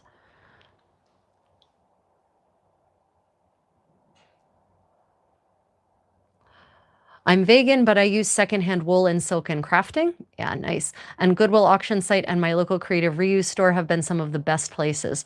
I wish we had a creative reuse store. Korea is just now coming around to the value of thrifted items. For a long time, it was viewed as a sign of poverty, which of course Korea was fighting its way out of. If you had to have thrifted items, then it was viewed as a shame, right? Thankfully, especially amongst the younger generations, the 20-somethings and the 30-somethings, having secondhand items is no longer viewed that way, as kind of a cultural thing.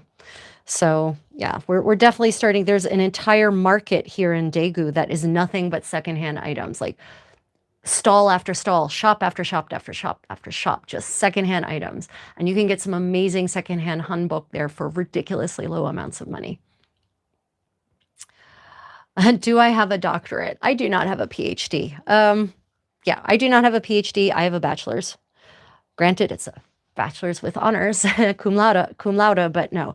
I do not have a doctorate, but I am looking at getting my PhD in fashion history, actually. So I'm looking at getting that piece of paper that just sort of puts the official stamp on the body of knowledge I've already accrued, and also a chance to learn new things and get access to new resources in my research.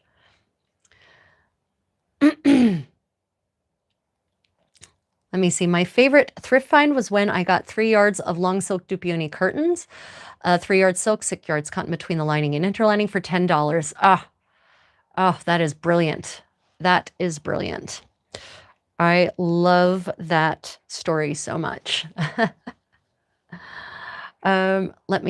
Spinning wheel, I think that's what it's called. I may be mistaken. Oh, did they use a spinning wheel to make rugs? Oh no, spinning wheels are only used for spinning fibers into thread. That's what spinning wheels are used for.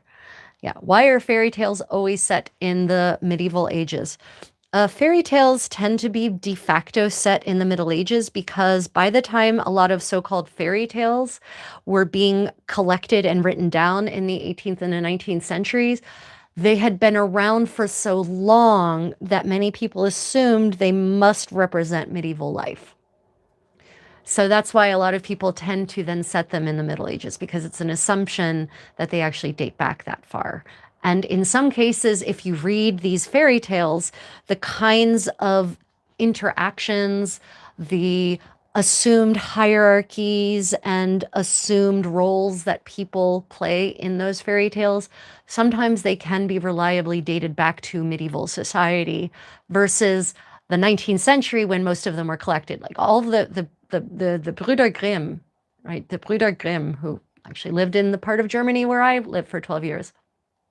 They're writing in the 19th centuries when they're compiling all of those folktales, and they actually travel around Germany collecting what's now Germany, collecting these folk stories.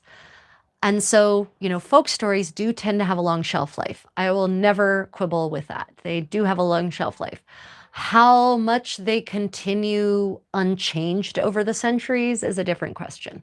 So there's just a lot of assumptions made that these stories must have taken place in the Middle Ages. And sometimes I would agree with those assumptions, depending on the sorts of even political structures that are presented in those tales. But we also have, there are also actual medieval folk tales compiled in the Middle Ages, so written down in the Middle Ages, that show maybe an earlier version of those later 19th century fairy tales. So there is also evidence that, in fact, no, they don't continue unchanged. There is actually, like any kind of, like all things in human society, there's always new things added, things that are forgotten in the retelling, new ideas that are introduced. Oh, Colton Connor, the Dark Ages is not a term that scholars are really using anymore. And the Dark Ages are technically, even then, the Dark Ages were part of the Middle Ages. No, fairy tales are definitely not set in the Dark Ages. Most fairy tales, in fact, are actually, if you really read the story, oh dear, if you really read the stories, they're set in the modern era.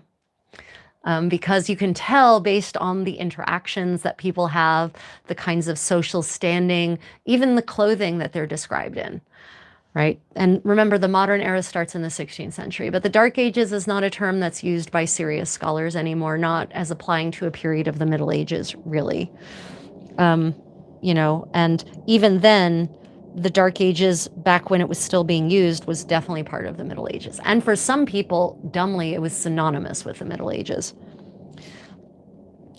But, when you say, are they set in the Middle Ages, the fairy tales themselves aren't dated, right? They don't come with a date.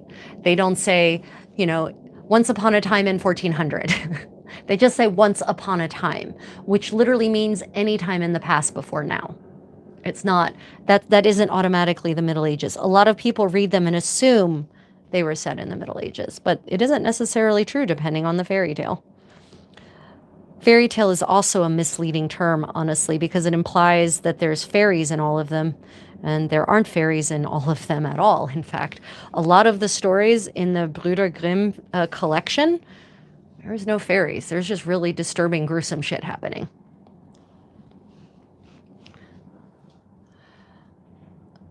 Let me see. I've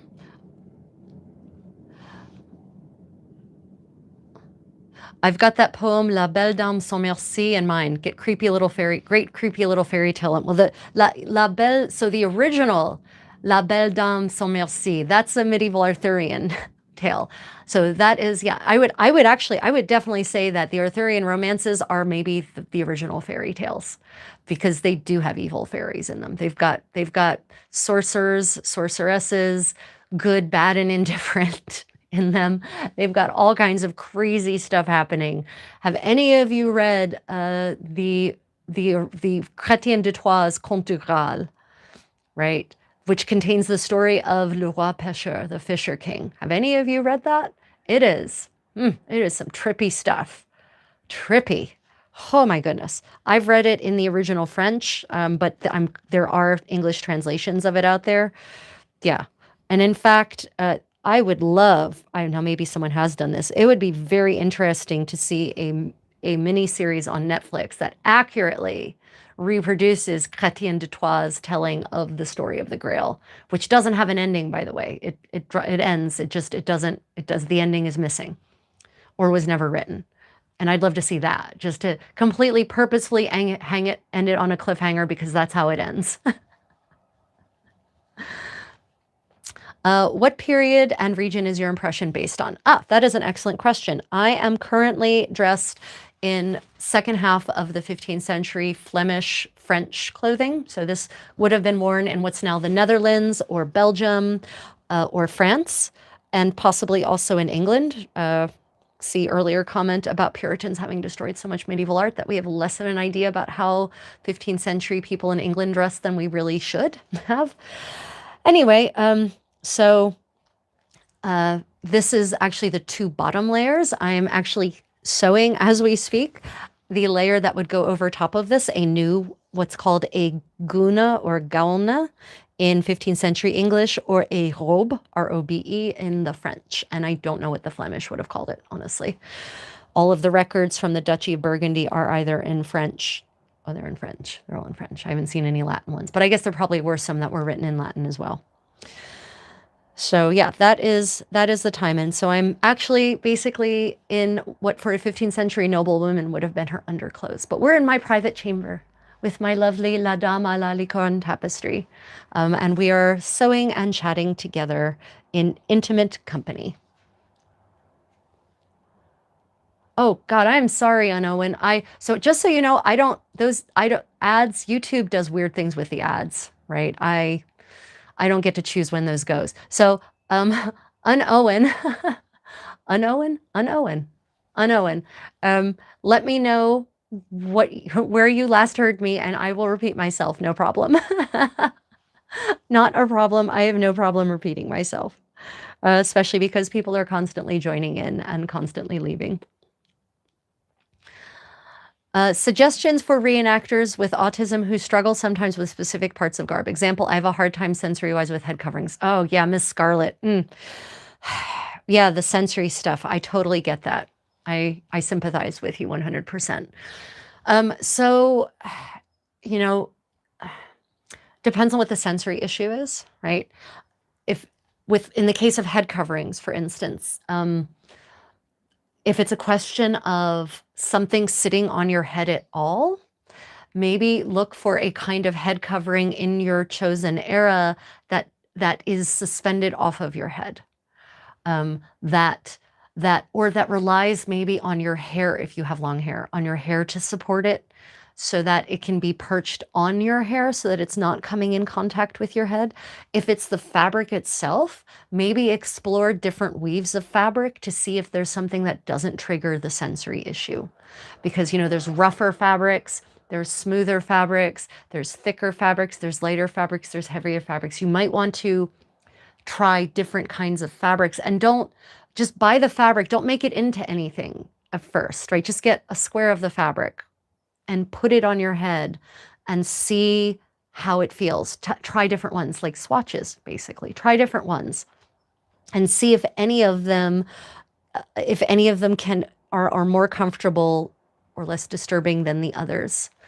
That would be one suggestion. And interestingly, some of my friends who are on the spectrum who have sensory issues, they actually don't like the smooth stuff because it triggers there's something about that triggers a negative response in them. They actually prefer the rougher, the more, I don't mean rough like it's going to give you hives, but something that's a little coarser or a little coarser in the weave, because it just feels more comforting to them somehow. So maybe that might be an option, to experiment with different fabrics and different weaves of fabric to find one that doesn't trigger the sensory issue. The problem is, and if the head covering specifically is an issue, then you might want to pick an impression that doesn't have head coverings as part of it. And that's going to be really hard in the pre-modern era, I know. And that is going to be tricky. Finding an era when people aren't, men and women, aren't de facto putting something on their head. I know that's tricky. I'm thinking offhand. In 14th century Italy, the second half of 14th century Italy, there are a lot of women depicted who don't have coverings on their head. Their hair is just hair taped in a wreath, basically, around their heads, and they're not wearing a head covering.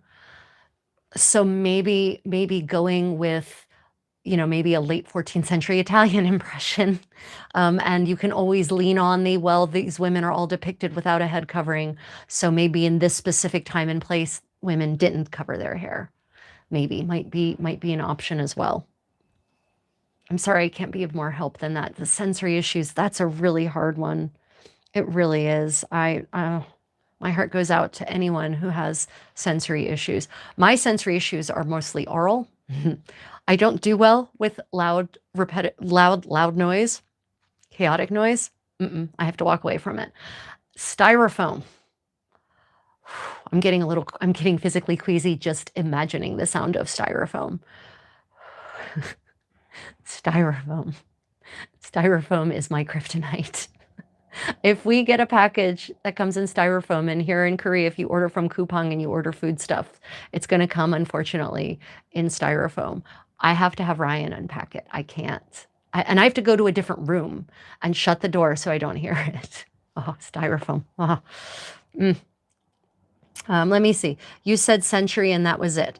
Okay, so let me see, Unowen. Let me just go back to your question. Unowen. My goodness, where was your awesome question, Unowen? Your question is gone. Oh, what period and region is your impression based on? Okay, great. Okay, so here we go again. Especially for those just joining, welcome to my medieval sewing party. I am the creative Contessa. Many of you know me as Madonna Contessa, Madame la Comtesse, or just Rachel. And today I am working on a 15th century Franco-Burgundian robe or gown, as they were called in 15th century English, while holding forth on a variety of topics about daily life in the Middle Ages. And the question was just, what impression am I conveying here? So this is a second half of the 15th century ensemble that would have been worn in France or Burgundy or the Low Countries, Flanders, and what is now the Netherlands. So Belgium, France, and the Netherlands in essence. And I am wearing the bottom 2 layers, my smock, which is the underwear, and the kirtle, which is also considered an undergarment. And I'm wearing a kerchief or a couvre-chef. And basically I am sewing right now the gown that would go over top of it. So there would be another layer that would be worn over this by all levels of society when they were decent, when they weren't actively working, right? Peasants could get away with just this while they were out in the fields. Artisans could get away with just these layers while they were doing their work, like if they were doing pottery or some other really dirty, messy task. But even in the middle and lower classes, when they weren't in the midst of doing dirty work, literal dirty work, they would have another layer over top of this. And especially in the winter for warmth. For the winter, 100% for warmth. Cloaks are actually very inconvenient garments. They're not very practical. So instead, medieval people tried to stay warm by having layers made out of various kinds of fabrics that could keep them warm depending on the conditions. So there would be, in this case, I'm making a wool gown to go over top of this, for instance, but there are different kinds of wool that are more or less warm. This is definitely what I would call a medium weight wool, so it's not going to be terribly warm at all. Yeah, so that's hopefully that answered your question, Unowen. So essentially the housewear for a fairly well-to-do woman. Yes, yes, everyone, I am wearing what we might call the Lululemon of the 15th century. Seriously, 100%. I, as a lady, capital L, or a wealthy merchantess, or a wealthy artisan, if I would not go out and about in public dressed just like this, I would definitely have another layer. And I probably, as a noble woman, which I am depicting, this couvre-chef, this kerchief is housewear. And private chamber housewear, like private apartments housewear, not the housewear I would wear if I were going to the public parts of my palace or castle, right? I would actually have a proper headdress then as a Burgundian noblewoman. So this is definitely Lululemon. This is my private wear. This is my cash wear when I'm, gotta love the internet. It's the best. Yeah, this is my casual wear for wearing when I'm alone in my chambers with my 20 or 30 favorite damsels or men-at-arms or henchmen. Yeah, 100% casual wear.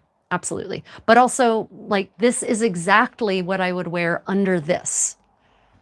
So it's not like I would necessarily have different under things to put under this. I could. There are records of noble women and princesses and queens from the 15th century having kirtles made out of silk damask or velvet or satin. Right, so they did also, and that's my plan for my next kirtle, is that I'm going to make a really fancy silk damask kirtle. So you absolutely could have kirtles made out of those fabrics, but they also had kirtles made out of plainer silk and wool. Yep.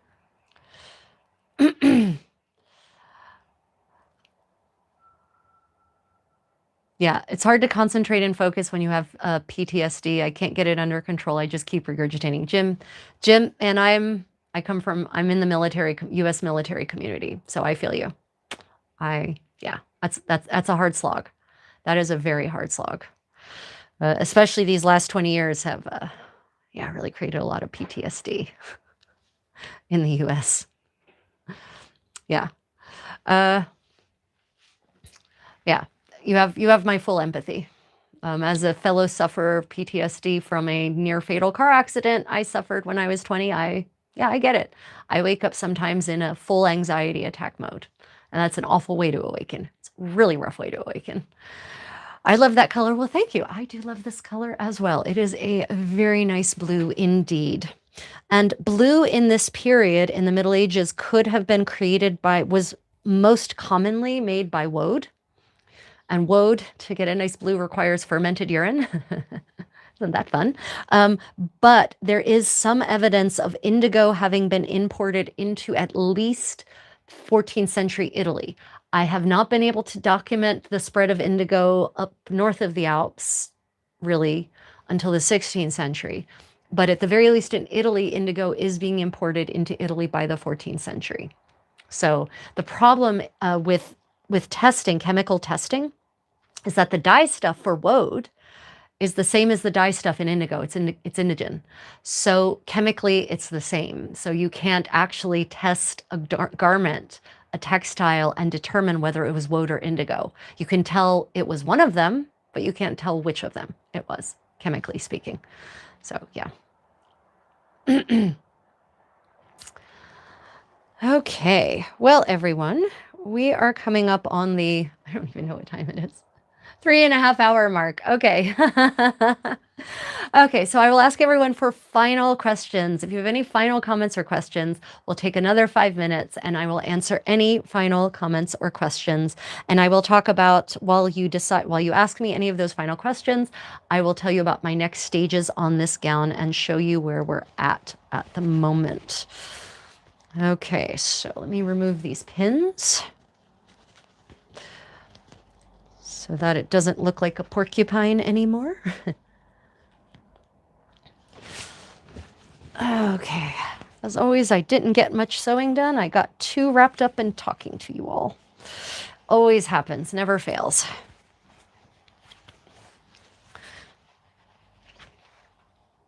Which is not a you thing, that's a me thing. Okay, so here is the color, and you can see it's a little wonky on one side, so I'm going to pick out those stab stitches and redo this side because it shouldn't be asymmetrical, it should be symmetrical. So that is what happens when I do the stab stitching when I talk to you all. I forget to keep my eye on the shape and actually pay closer attention. That's why I prefer to do things like just finishing seams, but all the seams are finished. So anyway, so this is the back collar. I will put it on one more time for you all so you can get an idea of where it's at. And the closure, this big opening in the front here on my previous robe à tassel, I have utilized hooks and eyes, which are absolutely documentable to 15th century garments. However, I found there is a depiction I didn't find. I've known about this for decades. There is a depiction of the story of Pygmalion from the 1470s in Flanders. And it actually shows Pygmalion dressing the woman who would become, Pygmalion's lover is actually being dressed, and he's dressing the statue, and it shows him lacing the gown over top of the kirtle. So it actually shows that there is in fact lacing in this closure. So I'm probably going to do hidden, but it's inside, it's hidden. So I think it's rings on the inside. So I'm going to put hidden lacing rings in this gown, and so it will lace shut up to about, just going to pin it shut-ish because I haven't finished the front entirely yet. Right, so it will lace to about here, and then it will be open. And then there will be, for those who don't know, there will be a stomacher pinned over top of the lacing and the kirtle so that this will be completely flush across the top, and it will be some really, silk velvet is the one I currently have, but I plan on making a couple more out of nicer of other fabrics as well. And then of course we have the sleeve. I'll just go ahead and pop on the sleeve one more time so you can see, you can at least get an impression of what it will look like. The sleeves will be sewn in. They will not be, these sleeves are not detachable. These are sewn in sleeves. They just haven't been sewn in yet. I wanted to get everything else done on the body before I attached the sleeves, so there'd just be that much less to manipulate as I'm doing the sewing. Okay, so here you get an impression from the side. Okay. Right, and this is worn with a belt, and if my condottiero were here, I would have him fetch the belt for me, because we have two different options for the belt that goes with this. Let me just try to pin it at the top here so you can see how it will ultimately look. Get an impression at any rate. It's a little funky because it's pinned strangely, but this is just to give it an impression. Okay, so there will be a belt here, and I have a really, if you look at my getting dressed at like a Burgundian princess video, it's about 26 minutes long under my videos. You can see getting dressed in this style of ensemble from the skin out, told from the perspective of a 15th century countess. So it's a very clever narration, but it is very rich in actual documentable primary source-based facts about 15th century fashion. And so you can actually see the kind of belt that will be going over top of this. I have a narrow one, and I've got a really broad girdle, right? So that will, you know, it's a little loose right now in the waist, right? It's actually pretty roomy on me, but I think I'm going to leave it that way just because I don't feel like doing any more sewing than I have to at this point. I need to move on and get to more garments. So the nice thing about this is that the cuffs are turned back, and then pin, and then you can see how it will look with the cuffs all nice turned. That's silk velvet, right? So you can see how nice that will be with the cuffs turned back. But if I don't want to turn the cuffs back, I don't have to. I can fold them forward, right? And ultimately the plan is to make a matching collar in this silk, and also the border around the bottom will also eventually get a complete silk border all the way around the bottom, about that wide. And looking at the original pictures, there's two ways I can do the border. There's two ways I can do the border. One is going to be the most involved, but might be the most accurate way anyway. One would be to actually cut out little curved trapezoids and sew them together to actually fit the curve of the bottom, or I can just cut a curve through a series of curves that match the exact curve of the bottom of the hem out. The latter one will be much less laborious, and probably I'll ultimately go for that because I'd like this to be wearable before I die. So yeah, okay, let us look at the questions now. Jim, you never ramble with your questions. Your questions are always appreciated. Everyone, if your questions are honest and respectful, I don't care if you repeat them a million times. That's fine with me. Every question you ask me, I'm here for you. I'm here to answer your questions. I'm here to engage with you in the only way I can, given that I'm in South Korea and most of you aren't. Right? So please never apologize for asking honest questions. Now, there's a bunch of trolls out there whom I regularly stomp. Now, there's a special circle in hell for them. But if you're not trolling, then never apologize for your questions, really. Okay. Let me see. I can't even fathom how much time you've put into this. It's taken me 8 hours to stitch a jester hat, and I'm not even done. Yeah, so I will confess that I use the sewing machine to do the long seams this time. All my previous gowns have been, all the ones that I still have, are entirely hand sewn. I don't have the time for that. I've fallen so behind on the production schedule that for this 2-week event I have coming up in the summer, I need to use the sewing machine on every hidden seam. Now, if anything is visible on my gowns, I will still do that by hand. That's just me. That's a me choice. That's not a judgment on you and how you may choose to do things. But I'll tell you, using the machines on the long seams saves a lot of time. It really does. Let me see.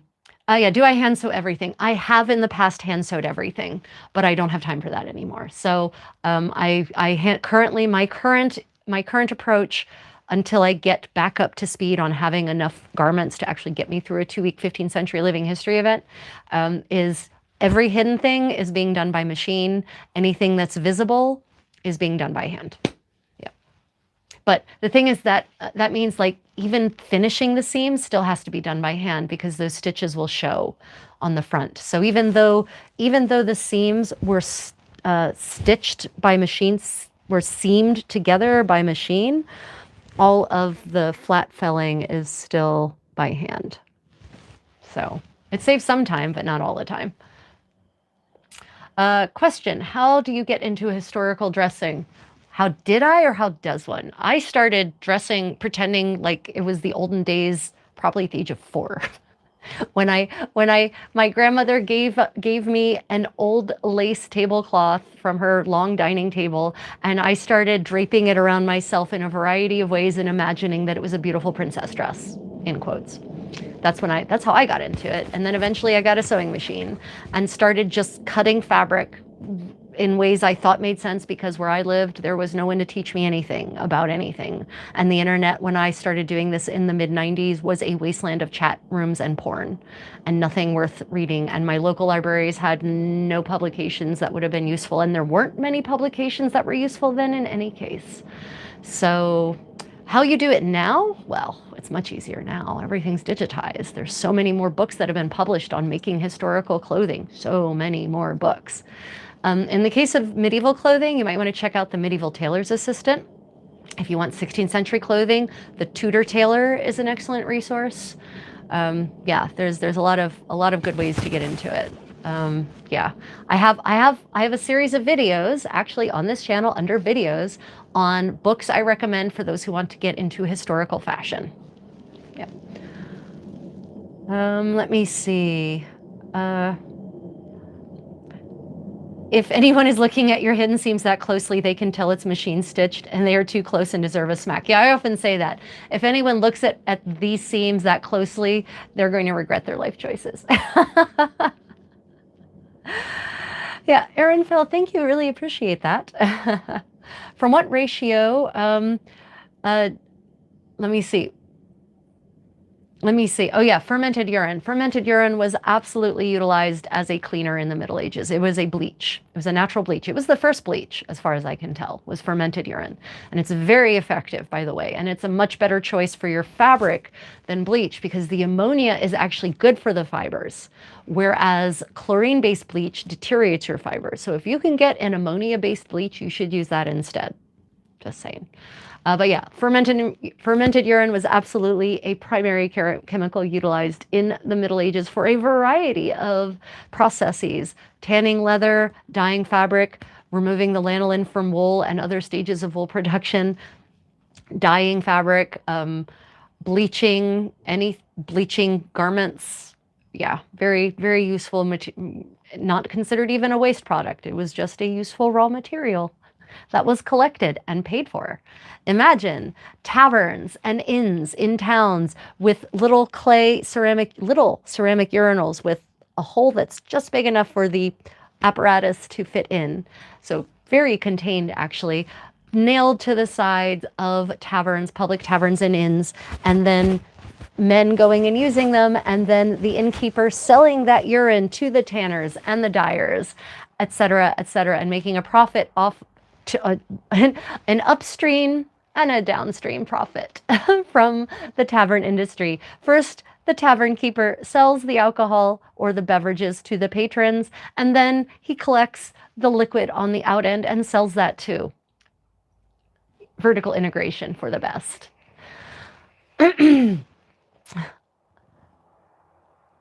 Miss Berry says, I don't sew, but I find it interesting. I want to learn how to make my own clothes one day. I have project vlogs. I have a project vlog on making the belt that goes with this dress, actually. So you can actually learn how to make one of those belts for yourself step by step.